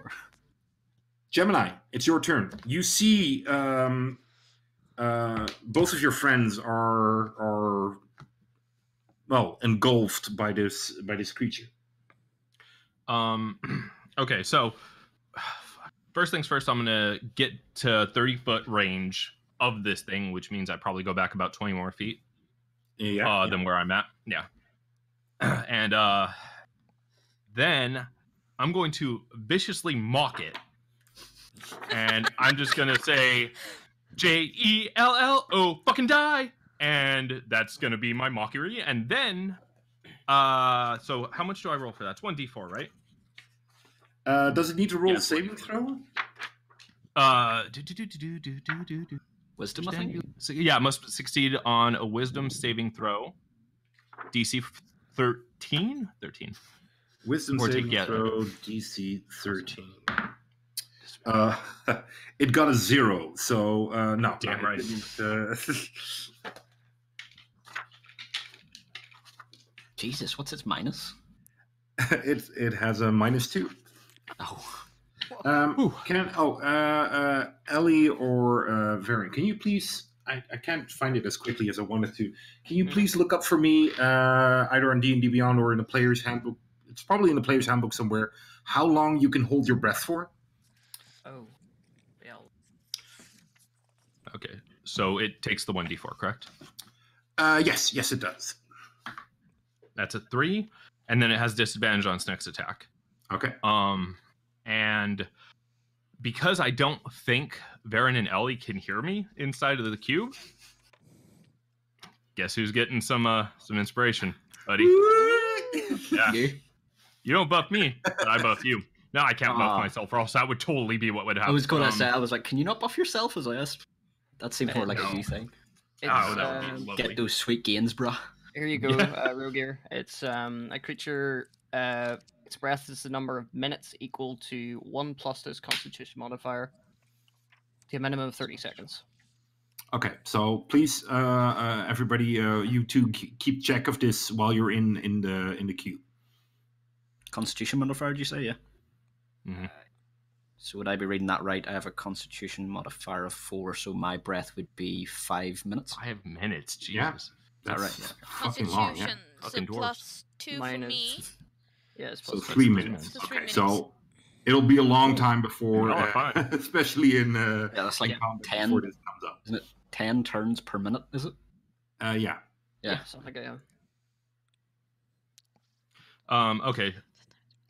So yeah, I'm gonna go ahead and bardically inspired. Dear. All right. He was a war machine, standing 2'3". He was the shortest cleric that I ever seen. He had a circle of light, telling us no lies, chopping down trees with angry dwarvish pride, leading us to a fight. The forest darker than night, tied us with holy rope like 50 shades of smite. 'Cause the trees was shaking, our knees was quaking, enemies was breaking, and we were making them in grim. Hook me all night. Yeah, Grim. Hook me all night long. All right. Yay!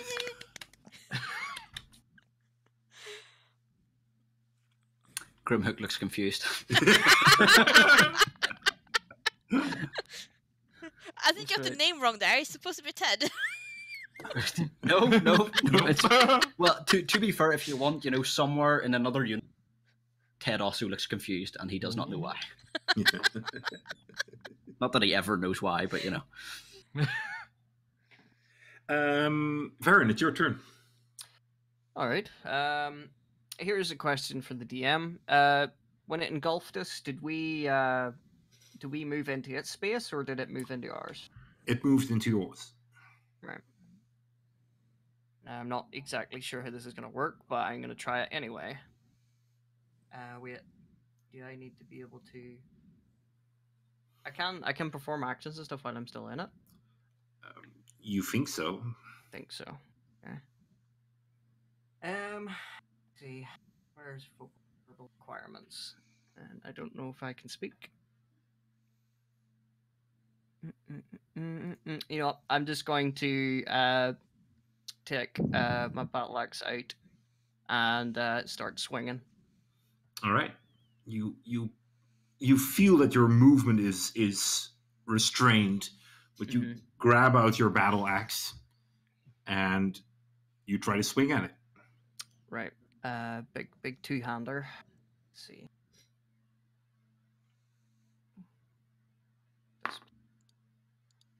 That's a 18 to hit. 18 to hit. You just you move it. Roll for damage. Roll for damage. Let's see. D10 when I have the right way. Yep. Completely off topic, but is its AC different if you're inside it? You don't know. It should Can you be. miss? Is a good No, I question. mean, I don't need figures. I'm just curious because you can't miss it. It No, might when you're be. inside. But then Right. it's probably harder to. Yeah, I don't know. That is 10 damage, and because Varen's kind of slightly pissed off being inside of it, he's going to throw a smite on it. So he's going to All cast Divine Smite with his strike, which is another D8 of damage. Is Divine Smite something that you have to call out, or is it just... When you hit with a melee attack, you can expend one spell slot to deal 2d8 worth of radiant damage to the target. More All if right, it's a higher spell level. I'll allow you to not have to call out to your god or anything. It's just your internal Actually, good religious question. zeal that will fuel this blow. Can Grimhook do it for him? It's Just kind of as he's going, he sees him mouth Kellenvor, be like, Kellenvor. Sorry, what did you say? it doesn't actually specify. You see, it's kind of just like an at-will ability. Like if Yeah, I hit exactly. something, I can just smite There them, you sort go. of thing. So it's a flavor thing. You can either call it out or you can't. It's okay. It comes from within you, the religious connection you have with your god. Right. So that was 10 damage, and then that will be 12 radiant damage. All right. There we go. Was that your turn? Well, I can't really move, so I'll probably just use my bonus action to take my shield out or something, and then it's me. All right. You pull out your shield. Ellie, your turn. Okay, I am. Let's see. I am inside it, and I'm kind of panicking, and I do not like this feeling, and I kind of wanna just push it away, but I can't quite. But the closest thing I can do to pushing it away is to cast Shocking Grasp. Is it? It's a Okay. touch at will. All right. And it's verbal and somatic, but I'm gonna assume, since I can't breathe, I'm gonna spend what's called a social point to cast it subtle, so I don't have to speak. Just try to shock it to let me go, Okay. and after that, I'm gonna try to move out of it. All right. You will notice that just a slight bit of movement that you're trying to do to prepare your spell to cast it, moving out of it is going to take all the effort you can muster. Okay. So you can not cast a spell and try to move out of it. You will have to focus completely out of moving out of it. No, my first instinct will be to, try to get it away from me. So. Okay. Shocking Grasp. You kind of almost instinctively, because you're still coping with how the magic within you work, you feel that you should not open your mouth while you're in this cube of acid, and so you just move your fingers and your movement to call upon this energy within you, and you just hold out your hand, and there's a energy shock coming from it. Is there a saving throw? No, it's an attack roll. All right. You miss. Yeah, I fucking heard about it. Oh, 1. Natural win. You shock yourself and Baron somehow. Yeah. No, your hand leaves the cube and just shocks something and then it's back in. It's a 10. Should I add my d4? Should you? Well, you can keep adding it. It lasts for a minute, so you can add it as many times as you want. You can add the d4. It's an attack roll, so. Yeah, I'm gonna add the d4. Yeah, it's not like his buffs where it's like 1 in, 1 out. My god lingers. Oh, okay. He just keeps hanging on to you. Oh, Are you for a minute. Okay, it's a 12. It's a 12. Okay, you just extend your hands and you feel the magical energy coming from you, and roll a d20. A d20? Oh, crap. This is not good. I don't like that. 9? 9. Do I add something? No. Oh. You kind of extend your hands, and there's these sparks of light coming from it and energy. Roll for damage.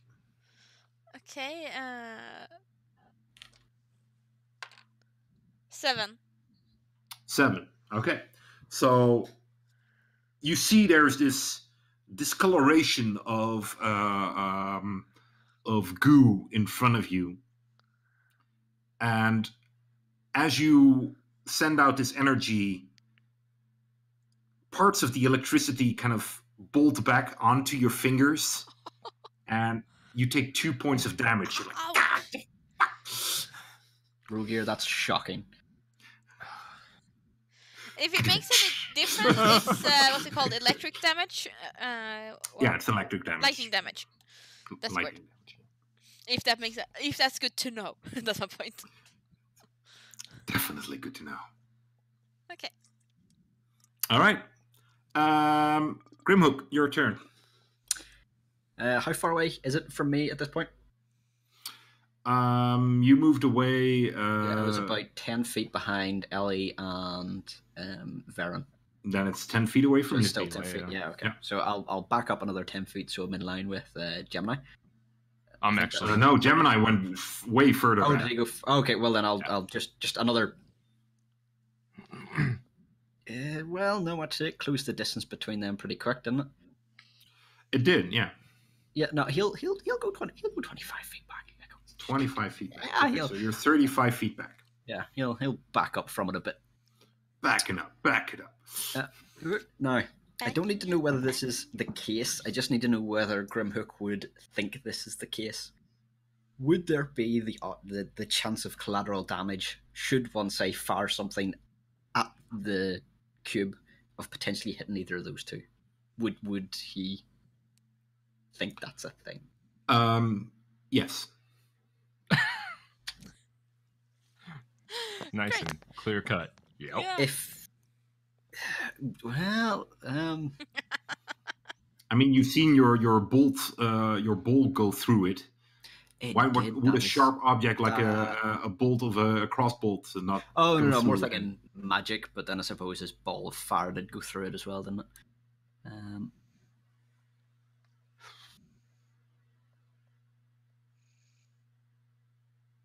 The question is, would he care? If it was If it was Gemini, me, no. Yeah. no, shot. He'd be aiming for me. Yeah. And Ellie, meh. He doesn't really know her that well. Varen, only because he's of Kalimvor, he's a representing. Actually, I feel like I'm playing the devil's advocate a lot. Yeah. Oh, do you know what? Actually, I blessed myself, so, just a bit of metagaming. If I say rolled a high attack roll, would that lessen the chance of hitting them? Oh yeah, definitely. Okay, cool. Okay, I mean, Scorching Ray. as far as you can tell, it's quite a large cube, and so there's definitely areas of it where both Varen and Ellie are not. Okay, well, in that case, he's going to cast Scorching Ray, all three of them, in a non-occupied part of it. All right, and how does this spell work? 3 rays of fire, light in his case, hurl them at a target within range, and you can hurl them at either one enemy or multiple, and it's an attack roll. All right, there you go. Take 2d6 fire damage for each bolt. Whoa. And you have inspiration. And I have inspiration, correct. Oh my That God, will remind me, shit. what does that So do? you are blessed 1d6. and inspired. 1d6 and 1d4. I am not missing this shit. Natural 1. Do you want me to I roll an missed attack this shit. roll? Do you want me to roll an attack roll for each bolt? Yeah. And I can only use my bardic inspiration on one. Would that be Yes. Yeah. correct? Okay, well, I will You're save blessed. that You for can use an all. Okay. So that is 17 plus 7 plus 3. That's 24. Yeah. Let's, just so 20. you know, you can choose when you add your bardic inspiration. Oh no, this is just the D4. This is the blast because I can add it to all of them, can't I? Yeah. The Yeah, D4. so, yeah. No, the plus 7 is just my spell. Oh, Attack nice. Okay. modifier. Yeah. There you go. So what's that? 24, 25, 26, 27? Does that hit? Yes. Yeah. Does it hit them? No. Yes. Damn. I'll roll all Yes, of these and then you're I'll giving roll very attack. mixed signals here. 12, 7, 19, 20, 21 is the other one. It's Oh, that's 9 and 7 is 16. 16 and 4, 20. hits as well. Okay, I don't think I need that bardic inspiration just a second. And that's 2d6. So that's 66. Wow. 66. Yeah. 7. Sorry, hold on. That's 7 plus. Oh no, it's not plus a 9. No, it's just 7. 7. And that's another 7. 7. And that is 10. 10. So that's Nice. 34. Yeah, 34. 34. No, 24. I'm tripping. Yeah, 24. 24. Yeah, I don't know why. But Okay. Yeah. Sorry, yeah, my bad. Mhm. Well spotted. You could have let it go. Yeah. Is that your turn? No, he's also going to use his bonus action. Now, this one's odd. Healing Word. It just says it's a creature that you can see. It doesn't say they need to be able to hear you, because I would assume they maybe can't hear that well in there. But it doesn't say they need to hear you. Is that correct? It's a good question. If it doesn't state that they need to hear you. Yeah. Well, I'm just... If it's just line of sight. But then again, the spell does say healing word, so you would almost but then think is it maybe they that But this is you a have to speak healing- and conjure the power into you, and then you... Exactly. But here's the question: is it a healing word that they need to hear, or the god, like the thing that Is it has your just power carried need on? to Exactly. hear? Exactly. Yeah. So no, if it doesn't state that they need to hear you, you can just within line of sight is fine. Okay, so yeah, he's going to cast Healing Word on Ellie. What is the range? 60 feet. 60 feet. Okay, there you go. Yeah. So he's going to cast it, same glowy hand, and be like, Kalimvor doesn't need you yet. All right. And that is 1d4 plus 5. Wait. It is a bonus action. It is a bonus action. It is there a you bonus go. action. You're thinking Cure Wounds is... Yeah, sorry. Wounds Yeah, is I was action. mixing those things up. Yeah. So that is 8 points you can get back. All right. 8. Yeah. Nice. And I need to do my spell slots. That's 1 from there. All right. Fucking love clerics. Yeah. Pretty damn good. Yeah. He attack, he protect, but most importantly, he pipe. I don't know. I need to think of a better one for that. No, that's good enough.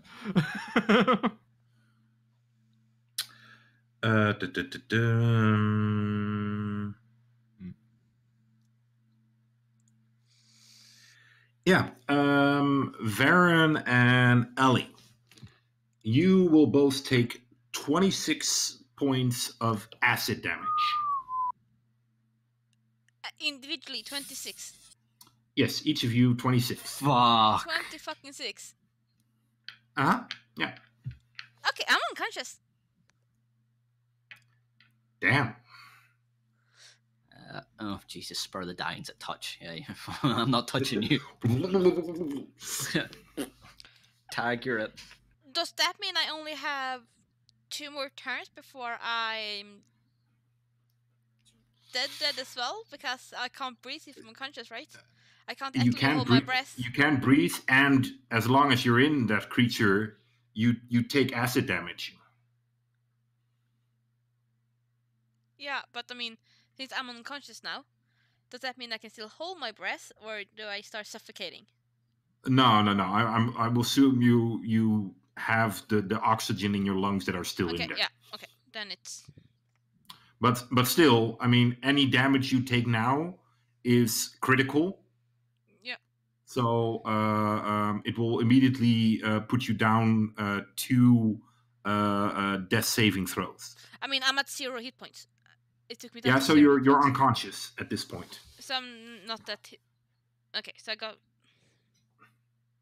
So you will have to roll. It could actually, when we get to the turn, if you fail your first death save, and we get to the turn of the cube again, you will take 2 death saves negative, because it'll damage you automatically. Oh my god. Guys, help! I'm So- already giving you your allotted 1 heal. I mean, he doesn't lose.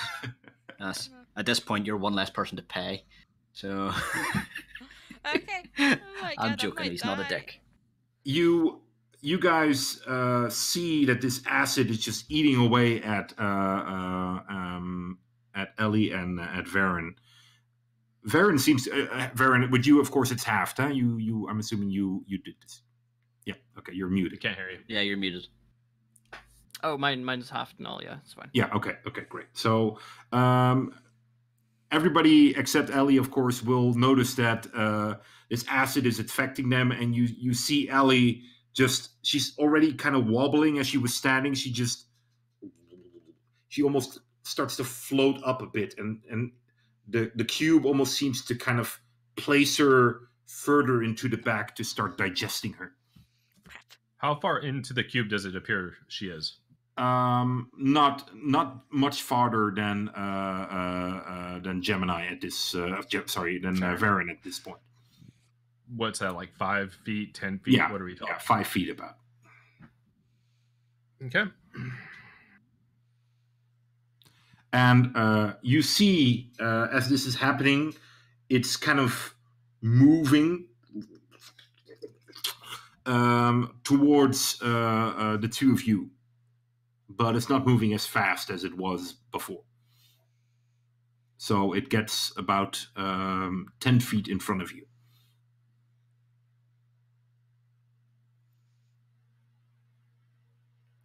And that's its turn.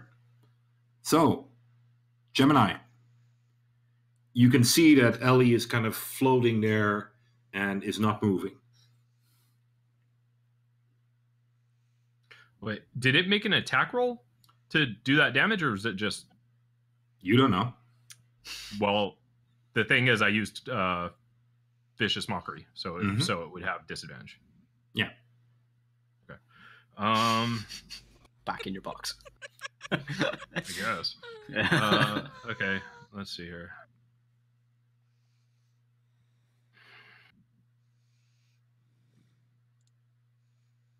How far away from me is it?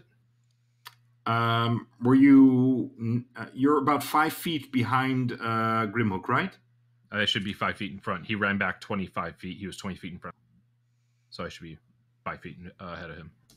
Yeah, so further away from the cube, I mean. No. I think I'm closer to the cube by 5 feet. Oh, okay. Then the cube is about 5 feet away from you. Okay.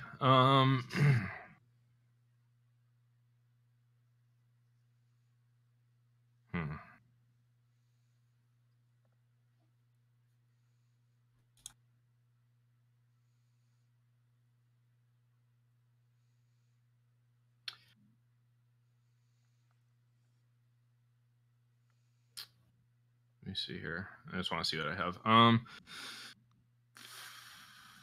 Yeah.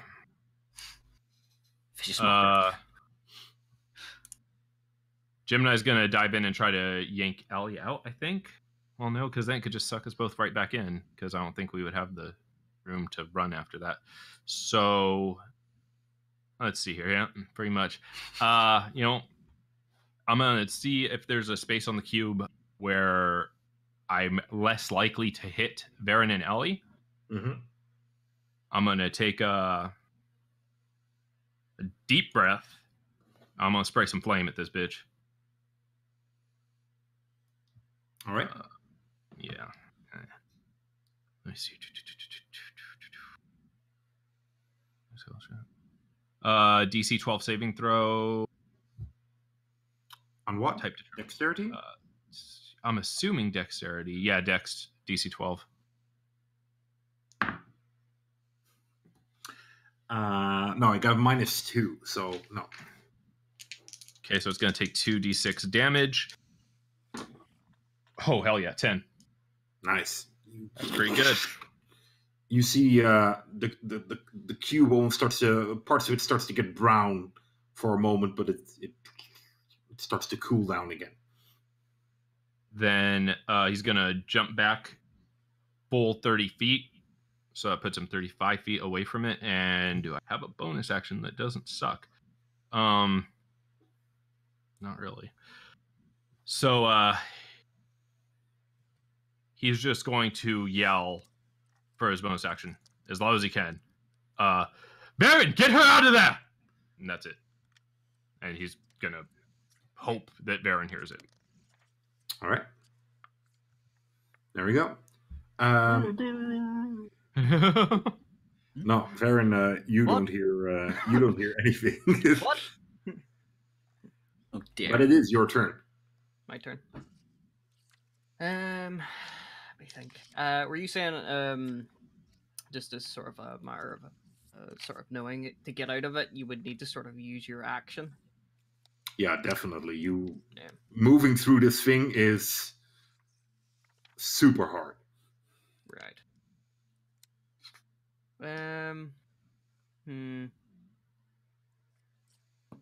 Well, I'm going to do what I think is best and reach over and touch Ellie and give her 1 point of health. All right. Hey, it's better than nothing. You big spender, you. Do you not have a pool of health? Yes, but I could Okay. use that 20 times. True. But doesn't it give you an action to? I think it's an action to spend it. Yeah. Yeah. Okay. So you, boing. You, Ellie, are just as you're sitting there. You feel yourself become dark, and all of a sudden, there's this little shock of, nope, not today. Oh God. Not You're still today. hurting like hell, Not but today. Yeah, you're yeah. alive. Okay. All right. So that's your action. Do you do anything else there?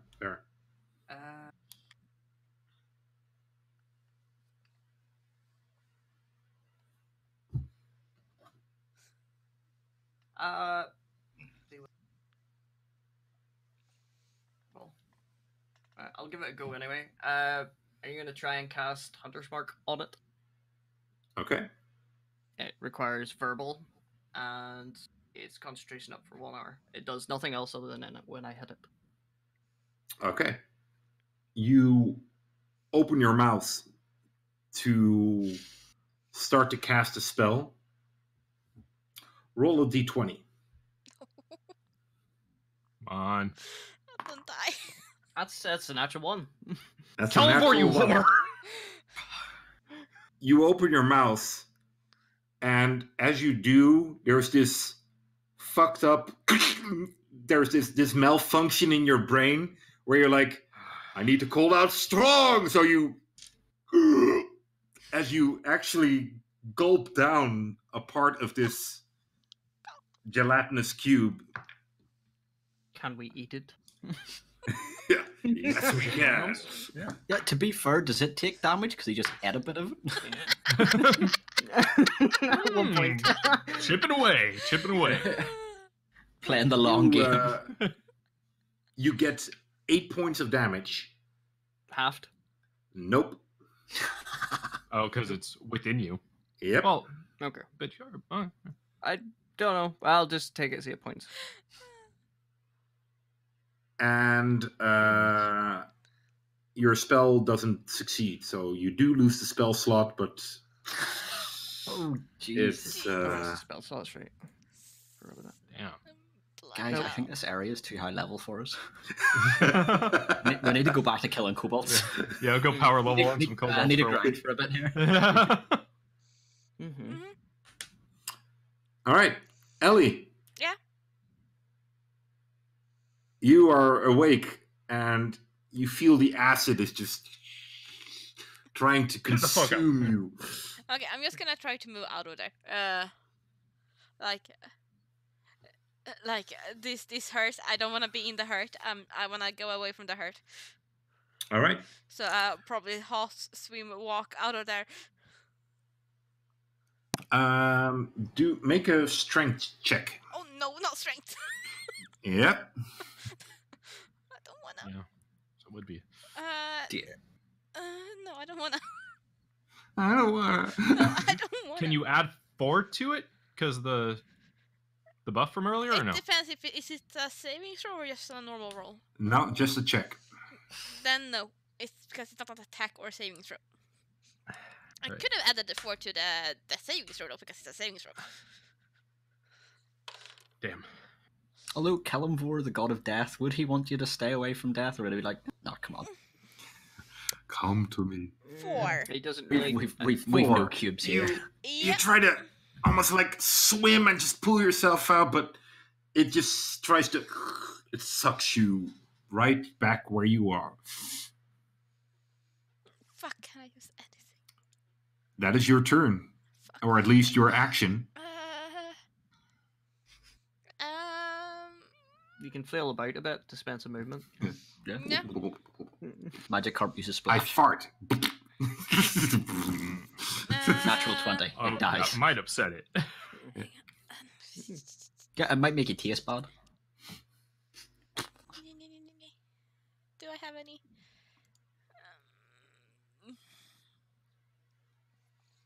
No.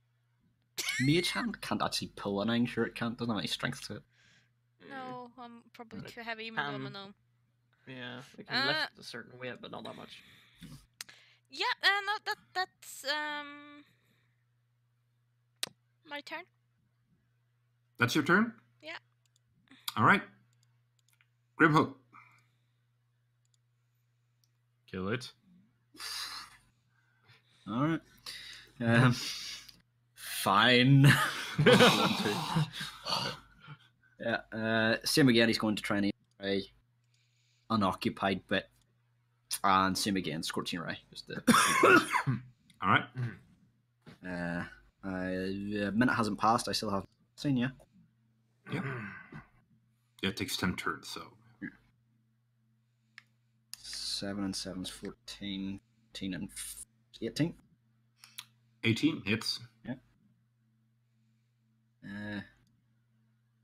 7 and 7's 14. 15, 16. Hits. And you have the inspiration. Yeah, just in case. 11, 12, 13. 13 plus 7. Hits. Cool. 2d6 each. 7. Another 7. Mm-hmm. I swear they're not weighted. Another 7. 21. All right. Fair enough. You see these scorching rays striking this cube once again, and you see that ooze is starting to kind of leak out of it. It's like, it looks not good. But it's its turn. Oh, wait. Wow. Yeah, that's it. That's what he says. Yeah, we're getting really good at this dwarvish thing. Yeah, that's good. Yeah. How far away is the cube from it? 10 feet. 10 feet. He will. How far did it move last time? You were 35 feet away from it, and it was 10 feet, so 25 feet. Yeah, okay. I'll back the fuck up by 25 feet. Yeah. Back it up. All right. So you and I are actually equal distance away now. Are we beside each other? Okay, cool. I think, Ellie is fucked up right now. Nah, she's got 1 hit point. She's fine. She Yeah, I'm fine. I does. have something up my Fine. sleeve. Okay. Well, that's it. Yeah, but it's turn, so you'll be dead. Yeah. I have something If up it my You'll hits sleeve. go you, back like- to being. But but don't you need listen to to get me. to your Don't listen to turn. me. Yeah, you need to get to your turn to do that. Just thinking you got knocked out from. Nah, fuck it. He wouldn't Or even. do I? No, he'll heal you. Via another one. So yeah, same again. Healing word on Ellie. Where am I? D4. 6. Sorry. All right, you get 6 hit points back. Hey. It's probably not going to be worth it because it's just going to hit you for like 34. We will see what happens. I have something up my sleeve. All right, But you it's don't its have turn. sleeves. Yeah, I don't think you have sleeves anymore. Probably not. And everybody inside of it gets 25 points of acid damage. Could I call shield as a reaction because it's an attack that puts me up to AC 18? Will that help? Nope. Okay, fuck. I am unconscious again, guys. Did you say 25, did you? Yeah. All right, so 24, 12. 12. Still up. I'm unconscious. All right. Gemini. So how far away am I from right now? Right now, oh wait, it does move closer to you, so you're about 10 feet away from it. Or Bolt back 15. 15, probably. Yeah, 15. Okay. Bolt back 30 feet. All right. And then I am going to use Dissonant Whispers. You whisper a dissonant melody that only one creature of your choice within range can hear, racking it with terrible pain. It must make a wisdom saving throw of 13. All right. Let me roll for it. I'm just going to keep whispering, spit him out, spit him out, spit him out. It gets 6, so that's not good enough. Okay. That's 3d6. I'm using it at level 2 in case anybody... That's 3d6. Okay, that's 10 damage. All right. Yeah. 10 psychic damage, and it must immediately use its reaction if available to far as its speed allows away from you. Its reaction? Yep. Okay, so it can move on its reaction. It must. It has to must. move on its Okay. reaction as far So- away from me as possible. It starts to move away from you, but you hear this, and it just sinks down, and you see Varen and Ellie are just kind of lying there on the ground. Bits of gelatine is stuck to them, and it just the ground seems saturated by moist. As a bonus action, doves. There you go. Are we out of initiative? Are we out of Yes. initiative now? Alright, Okay. I'll reach over. Do we have bits of skin and scales and clothing missing? Yeah, we'll have to look at what are you guys wearing? Cloth? Cloth. Chainmail and my weapons and shield. Probably Just a bit cloth? of leather. Like my coat is probably leather. And Then everything cloth is gone.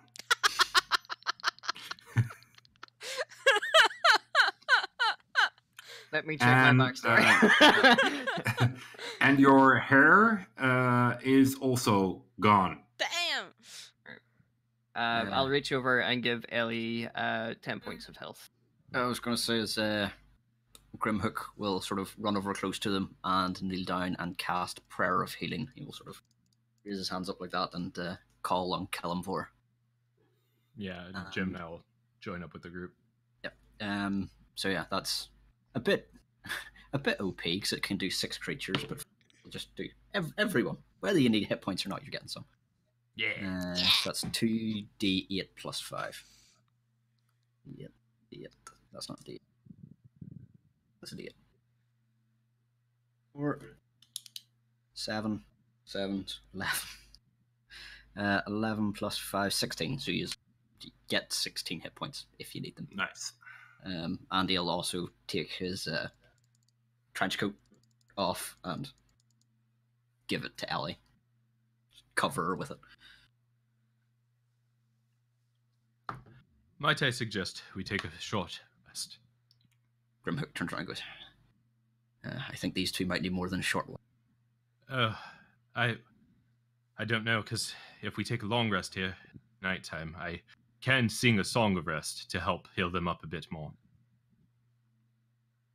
I don't think we want to fight this at night. I would agree, but I'm all but spent. I need to rest and pray to Kalimvor to get my power back. I reckon we double back, get out of here, and try again tomorrow. How much did you heal for, by the way? 16. 16, right? Oh, 16. Sorry, 16. Right. Well, you do appear to be useful, but with the spells. So, yes, but maybe we should search here for some use before we leave. I am Is there any- basically just gonna like take the trench coat and my own clothing, just like bundle up and like, what the fuck just happened? I look terrified and confused.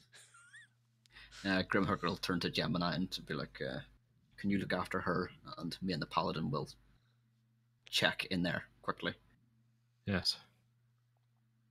And I'll just go sit by Ellie. Grimhook will turn to Varen and be like, "Can you fight?" I can still fight if I'm still conscious. And sort of gestures towards the opening that the thing came out of, and we'll go have a look and investigate the goo as we go, just in case there's anything interesting. Apart from the fact that a fucking thing of jello attacked us. Mm-hmm. Roll an investigation. Shall I make my separate or help him? Whatever you prefer. Well, do you know what? I still have my inspiration, so fuck it. Oh. 8. And investigation, did you say? Yeah. Yeah. It's a dirty 20. Okay. Is You it a should belly watch check, it. isn't it? Hmm? This isn't a belly check, isn't it? Yeah, so you don't get your D4. Oh, I don't? I thought No, it was for because belly checks as well. it's a No, it's only attacks and Yeah, saving inspiration's ability checks. Yeah. Yeah, that's inspiration is far more useful. Got it. That My is songs are better than your god. Yeah. 17 for Vern. 17. Okay, so you guys kind of look through the ooze and skip. Do you actually take samples or just? well, to be for Grimhook, if he has anything to contain it, like a vial or anything, he probably would. You probably Sip have a an bit. empty vial here and there, so Probably. Yes, he'd probably bottle a bit just to take back to the Yeah, church well, for analysis. Vern will obviously turn to him and say, "Yes, best not to touch it with your hands. It is made of acid. I do know that." all right. Grimhook will go, I would never have guessed. You both kind of start to look around as Gemini is looking after Ellie, and both of you almost instantaneously see something that immediately catches your eye. It's a miracle that you actually see it, because it's lying within bushes and grass and stuff. But apparently, within this gelatinous cube, there was a ring. And this is almost mind-boggling to you, because you, especially Varen, you've been in it, and anything will be consumed if it's long enough in this thing. But this ring seems to be A-okay. It seems to be squeaky clean, and there's not a sign of wear on it. Interesting. That must be a very powerful object for it to not have melted away. Grimhook will go over and look at it without picking it up. He'll just see if he can get an idea of, is it going to be dangerous if he picks it up, or? Mm-hmm. It looks like a ring of some white metal, and it's kind of where the hole is actually made from, and the ring of the metal, it kind of moves onward where it crosses itself. It kind of turns around, and there's this beautiful green stone in it. And it's kind of holding on to the stone, the white metal of sorts. Okay. And can he? Oh, No. Varen? All Varen? right. Much. Varen just grabs the ring and disappears. Yeah. Fuck it, this is mine. Varen? Just grabbed the loot and ran. Yeah. Oh wait, there he is. He's coming back now. Okay, right. No, I don't know what happened there. It kicked me out, brought me back in again. Oh, Ah, okay. that was nice of it. Your video's still gone. Yeah, there you go. There you go. Yeah, no, I had to fix that. It's okay. Yes. No. Can he tell whether it's going dangerous in any way, shape, or form? You have no idea. You'll kind of What do you turn want to to do? Varen. Investigate it? Yeah. Well, It's just he'll lying turn to- there. It seems harmless enough, but well, it's definitely something that you're wary of, because Yeah. it seems the ring itself, in its way it's built, it looks fragile. It looks like it wouldn't last a minute inside this gelatinous object. Is he hasn't picked it up yet, has he? No. Grimhook will turn to Vern and be like, gesture to him and go, what do you make of this? Vern will actually pick it up, knowing that if there was any residual acid on it, it probably wouldn't affect him that much. Okay. And take a closer look at it. You kind of pick it up. I would almost assume that you kind of pick it up with your claw, like, dink, like hold it up for yourself. And it's probably one of the most splendid rings you've ever seen. It has almost an unnatural beauty to it. It shines a bit, and it looks beautiful. About how long is it taking them to do all? They're taking their time, I would assume. So you guys, they're like maybe 10 feet or so away from you guys. In that time, would I be able to make like a small fire and make some herbal tea for Ellie with the herbs that I got before? I would think so, yeah. Okay. So yeah, I'll make some tea. I'll pull out the little pouch and I'll sprinkle just a little bit of herbs in there, give it some flavoring, and I'll hand it to her and I'll say, these herbs come from very far south, a very exotic place. They were given to me by somebody very important, and I think it'll possibly help calm your nerves a bit. Yeah. It's drugs. You drink it? Yeah, I If drink only you it. had some brain juice. Yeah. I trust Gemini enough at this point to drink it. Roll a d20. 5? What's up 5. with my rolls today? It's you. It's probably one of the better teas that you've ever had. Nice. I'm just gonna keep sipping it, and as I slowly start to like get out of the worst shock, I'm gonna like clean up some goo of me and like get rid of the rest of it, and slowly use Alright. prestidigitation to do it. You see, both of you see Grimhook and Varen just kind of standing there, and they're both kind of goggling at this thing that Varen is holding. Mighty precious. Yep. Well, I was gonna say, does Varen know anything about this? What would you want to know about it? I'm assuming it's a magical object, so I will go for Arcana. I doesn't Roll know much your about Arcana. Arcana, so worth a try. That's a 12. You kind of look at it. Logic kind of dictates you would think that it's magical, Yeah. but it is. It looks beautifully crafted, so you would think that it's either very powerful or quite old. Do I notice them just staring at something? Yeah. What is that you have over there? It's a ring. I might get Ellie to look at it. It seems Is to it- be magical from what I can tell. Is it Vince's ring? I don't know. Take a look at it. You've seen Vince's ring before, haven't you? I'm the one who found it. Oh, Yes. hey. So I'll kind of leave Allie just a little bit, not too far off, and kind of wait for him to come. It's And, alright. I'll go to you anyway. So Yeah. So Gemini, in a glance, you realize, no, this is not.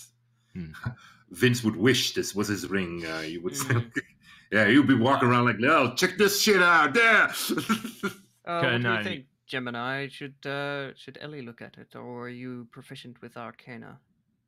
Well, I did attend a college of law, and there was a time where I was forced to study things like this.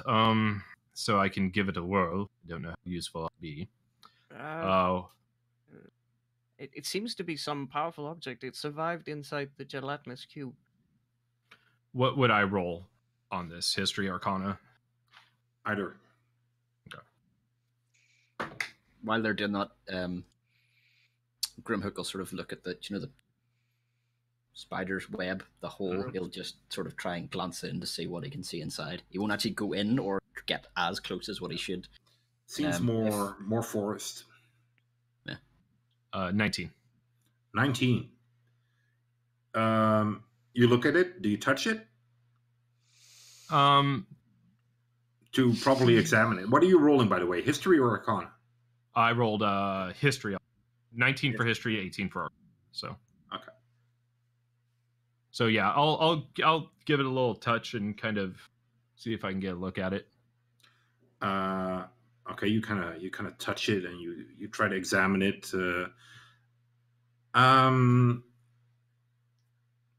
Varen, as you see Gemini kind of touch it, you don't like that. You don't like him touching it. Oh Jesus, it's fucking one. I have no will against this whatsoever. It's not like you're like, just don't touch this shit. It's mine, my precious. Yeah. But it's like you kind of touch it and it's so beautiful. You don't want him to damage it or yeah. Gemini, maybe you shouldn't touch it. There might be residual acid still on it. It doesn't appear as though there is. It would be affecting me currently. I get a look and kind of sort of brush off what he just said a little bit, see if I can identify anything about it. Do I get any sense from it, anything at all? It's hard to... You see Varen is kind of holding it, and it's hard to properly examine it while he's holding it like that. You would like to see how big it is and kind of hold it, move it around. Maybe even get it a little closer to the fire to get a proper light on it. Yeah, bring it to the fire and let's have Ellie get a look at it. It's hard to see it entirely here, and she's probably a bit more attuned to this sort of thing. We'll bring it over to the fire closer to Ellie. Maybe she knows more about it. Mm-hmm. At that point, Grimhook will head back towards him. All right. You guys examine it, and you notice, by the way, Varen, that you like holding it. It feels good in your hands. As you examine it, Ellie, you look at it, and you are immediately like, "Ooh, shiny!" I'm basically, if he brings it close enough to me, because I was thinking about it, she's just gonna be. Yeah. Because it's shiny and it's tiny and this is new and yeah, and it looks like it looks like perfectly your size, but it also kind of looks, for you, Varen, it looks like this ring, your finger would just fit in it beautifully. And I get none. I'm like have no sense of this. I just you're kind of like, yeah, it's a nice ring. Could probably hawk it for quite a bit more. So yeah, if he brings it in range for Ellie to look at it, she's gonna be like, boink! Like super quick. Okay. Roll. You can roll a dexterity check, and Varen, you roll a strength check.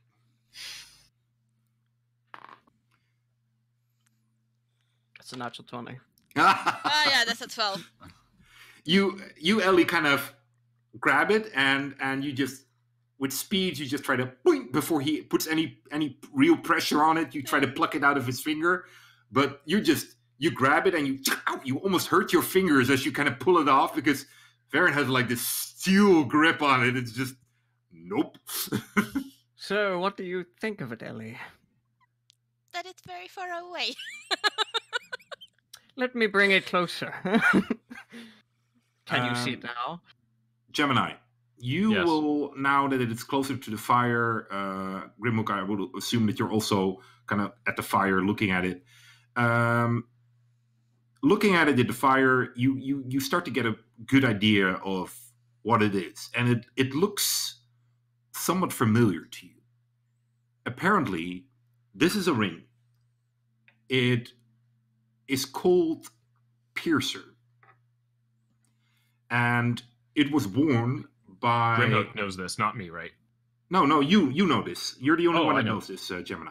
Ooh. Oh, okay. It's called Pierce, and it is a ring worn by an elven hero. Ooh. You've read about this in books in your studies. It is described to be a beautiful ring, and the drawing looked quite similar to what you see in front of you. And it said that it was the prized possession of this elven hero. And it was so not just because it was magical, but it seemed to have a very clingy attachment to it. It prized it pretty much above all others. And do I notice that Varen held it very tight when Ellie tried to grab it? Yeah. And you always also notice that Ellie is like, her eyes have grown like half a size bigger. She's just, ooh. And you know that this ring seemed to give this elf a form of protection. It seemed to protect it from mostly arrows. It said that arrows would just kind of blink off of it while he was wearing it. Okay.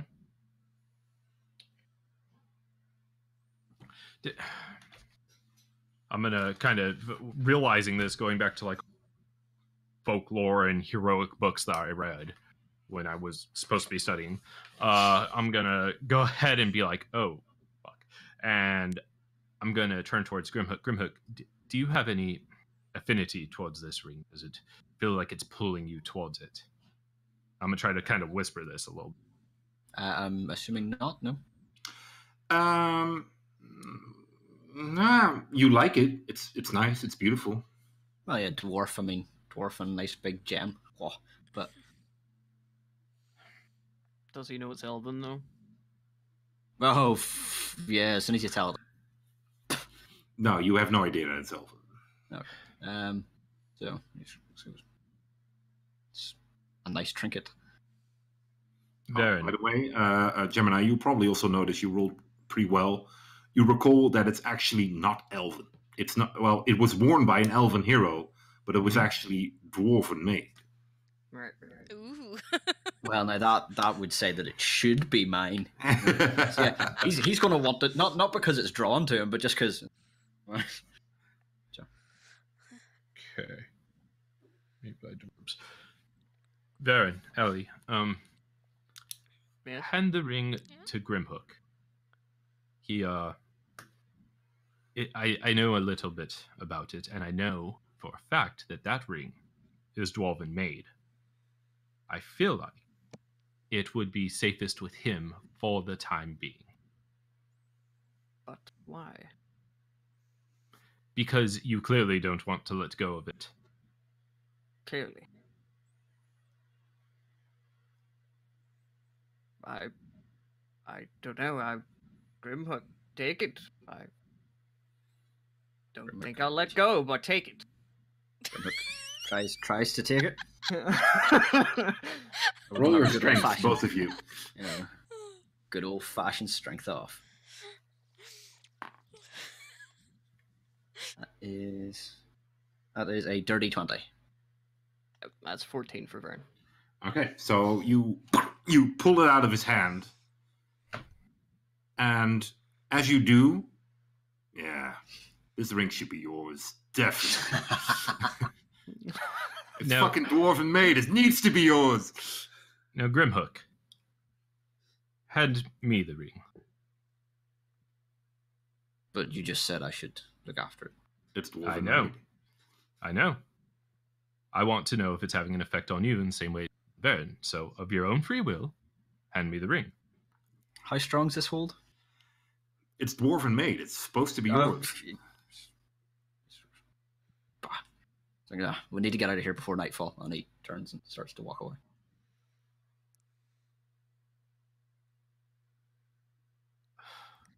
Why am I always the only sane one?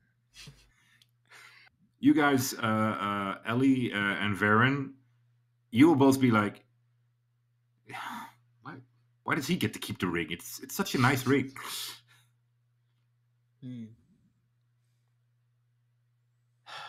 Grimhook, Yes. that ring is very, very dangerous. It was worn by an Alvin soldier of law. He was very strong.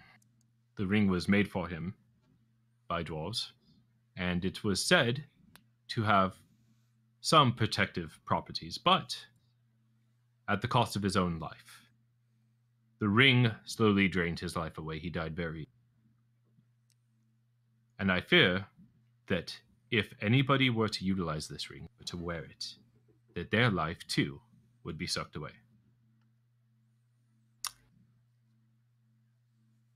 Can I try and fight the thrall? Yeah. Upon hearing this, that it's in some way bad, does any of that get through to him and he tries to... It does. Oh, no, it definitely does.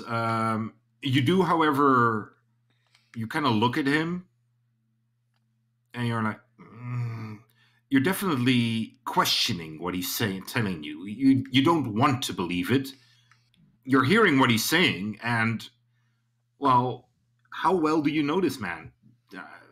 Oh, yeah, well, I mean, if it had been any of the others, he'd probably been like, oh, right, drop, but Simon needs a deck, so, yeah. Even at that, he would think about it, so he would probably just try and drop it. So not actually give it to someone, but just sort of just beside him and try and let go. You kind of look at it and you drop it. It falls to the ground. There's a moment where it kind of hits the ground. The three of you all kind of see this happen, and you're like, "Oh, I hope it doesn't break." But it's fine. It's okay. And it apparently has no thrall on me. You It don't didn't think on so? Grimhook until he touched it. From as far as I can tell, you haven't touched it yet. Yes, I did No, when it was in he your didn't hands. touch it. Oh, did. Did. yeah. I think it may be safer if we leave the ring here, or if one of us were to carry it in some kind of casement, cloth, a box, until we can get a little more information. All I know is what the law books have told me. Yeah, it is clearly stated that it was the elf was very attached to the ring. Mhm. Because of its beauty, but also, of course, because of the protection that it offered. Grimhook will take out, does he have a rag, a cloth, or a box of some shape or form, just something, and will lift the ring, but will cover it with it, so he's not actually touching it with his hand, just... You kind of move towards it with the cloth, and this cloth is dirty. You should not be covering something this beautiful with such a dirty cloth. Gemini's gonna notice that. Can he notice that? Does he notice that? Like the hesitation? You see him kind of moving towards it, and you see hesitation in his movement. He's gonna hold up a hand, snap, mage hand, have mage hand pick it up, and slowly put it in one of the pockets of his jacket. How does Grimhook feel about that? All three of you are like, this was just his fucking plan. He wanted the ring all along. Mr. Fancy Pants needs to have a beautiful ring. Well, you should have something beautiful as well. Did you put it in Grimhook's pocket or his? I believe it's moving to your own, right? Yeah, I think I moved it to my own pocket. Who's going to take this one first? Oh shoot, guys! I'm so sorry. It's 10 to 11. We need to. Yeah, we need to wrap things up. I'm sorry. Right now, actually. I have to. Okay, I'm just gonna make Go. a note then, because I know what Ellie needs to do next time. Yep. Gemini has ring, kill Gemini.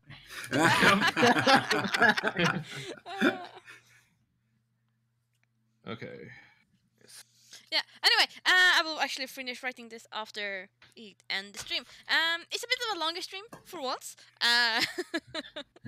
Yeah, sorry, I was It's, just into it. I was. Yeah, I was keeping track of time, but I was like, no, I want to see what happens, and I want to do something. And I was like, no, I'm actually gonna go right now because I have to prepare for the premiere Yes. I told you guys about. Yeah, Oh, of course. Have a lot of fun, man. Good luck. Good luck. Bye. Sure. Alright. Bye. Bye bye. Anyway, with that screen cutting out into tiny pieces, bye everybody! Yeah. Bye. Bye. Bye.